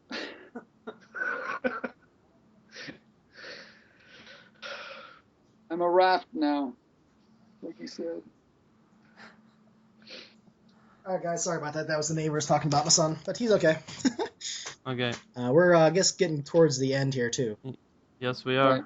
Right. Are you playing today, Zig? No, I'm not. I'm actually going to help someone paint their house in about an hour, so I still have a little bit of time. But Do you guys want to try to keep playing, or do you want to end it? What are you up for? Yeah, I'd hate to see what. I mean, we'll go ahead and conclude this. If I don't know, me and Rayhan are the last one standing, right? So far. Bo just fell down. He can stand back. Yeah. I wouldn't know what I to got a do. nasty gash across my face now. Yeah, he's basically got like a skin flap. Oh. I give him this like very like kind of look. Like you can kind of like see like his teeth through his chin, or through his cheek, you know. I mean, could. Well, We could try to resolve this one encounter. Do we see a light at the end of the tunnel, sort of? No, because you said there were some light sources earlier. There's only a little bit of light in the main, the chasm area. It's totally dark back here, really. There's the light of the apple that Ramalzi has. That's the only light source I believe you guys have at the moment. I don't know if she is dead. I think she just escaped. She must feel the blade, and it is too heavy to hold.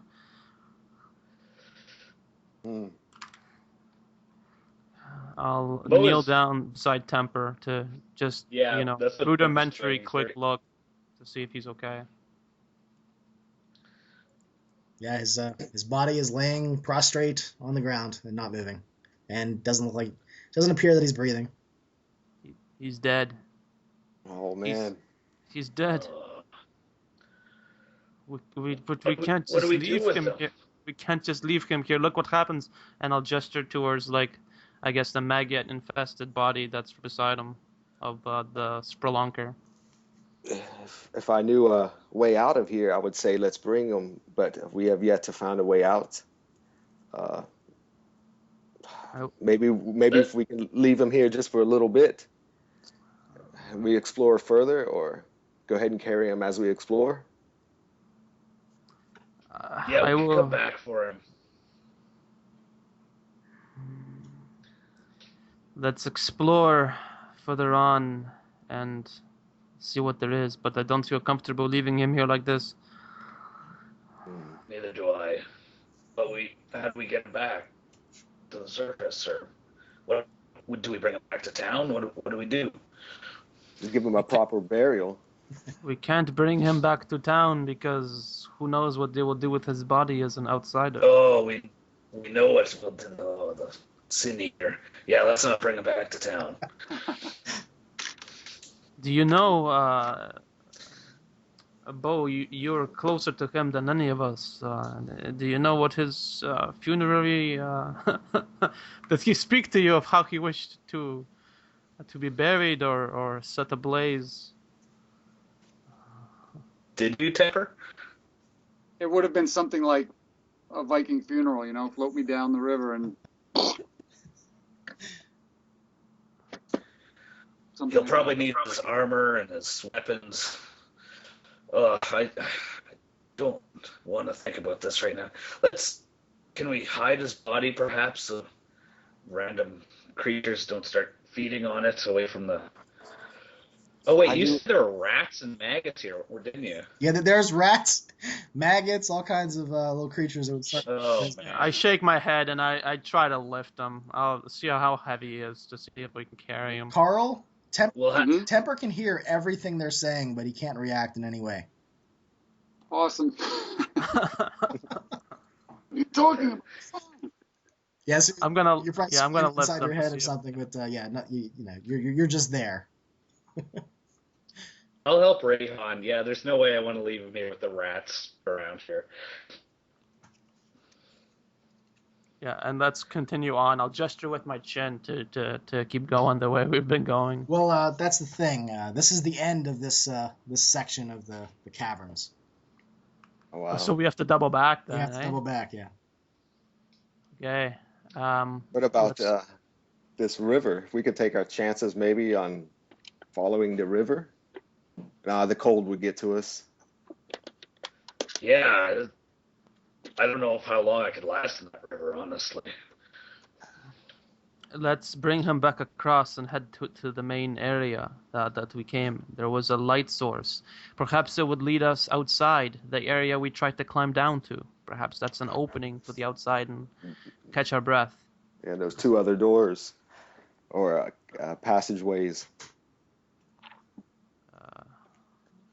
We don't want to stay here longer than we should. Near this body, I mean. And I'll gesture to the Spelunker again. Well, let's That's a good place to stop. Yeah. Wes actually fell asleep next door, so they said they're gonna call me when he wakes up. So I can go a little bit longer if you guys want. That's what I'm trying to say. If everybody else is okay staying a little longer, if not, then maybe we should end it by taking the body back to that main area where you see the light. I have to go. Oh, okay, I that's think- totally fine then. We can. But I'm dead. Almost. It doesn't matter. That's true. That's very I have true. that. So, I have that other game today, and I just have a 2-hour window to get stuff done around that's here. not a so- problem, Carl. I'm usually the same Yeah. myself. Yeah. So. Yeah. Yeah, I gotta wrap it up at the normal time too. Sorry, Okay, I've got that's stuff not on a the go problem. here. So yeah, we'll say that you guys. Well, let me roll some dice again. As you guys. I rolled one. If we're crossing the river, I'm going to lash Temper to Bo, so he doesn't float away. Yeah. Okay. Well, Bo actually falls down and he gets doused again, but it's not a hard thing to step back up and go back. But yeah, but Bo will take one more point of damage from the cold, Okay. and then yeah, you guys manage to get back to the main area. There is some light coming from down below, but it's very far below, and like I said, it's a red tint. Mm. Yeah. But you are in the main chasm, and I guess that's where we'll break. Sounds good. You guys have any? All right. Well, Carl, you said you got to get going. You want to have any last thoughts, real quick, before? Just the same as last week. It was a great time. It was a lot of fun. I enjoyed the laughter, even the out of game stuff. Just made it a lot of fun. So can't wait till the next time if I live. Well, you said Viking funeral, right? So we got to find a boat and a water source. That might take. So I'm sure you'll be fine. He could be our boat. That's true. How about you? Uh, How about you, Bo? What'd you think? Oh yeah, lots of fun. I thought it was a particularly interesting challenge trying to over Skype role play not being able to hear each other when all we have to work with is our voice. that was a lot of fun.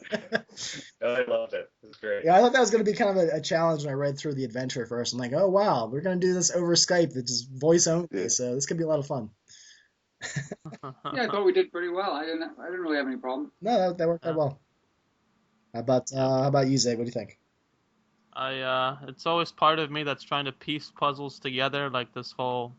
I really like the ghosts, and as when we saw the body, I was running like ideas through my mind. It's like, okay, if this guy is dead and he got out of the hole and he got here, or maybe that area maybe was just like saved for him for when he does die. So, I'm doing a lot of out of game thinking to kind of like ascertain the the plot, which I enjoy quite a bit I wonder if he I like just felt- mysteries. I wonder if he just fell through his grave since the soil was so, and the rocks and the soil was so loose and just fell on through. Yeah. Well, just in game, I guess it looked like he was exploring. He had lots of climbing gear and lots of strange gizmos and gadgets. So yeah. I couldn't help but think of the movie Goonies when they find that guy's body. He's like, $50 bill, $50 bill. Oh, that's good. So good time, yeah. Definitely a good time.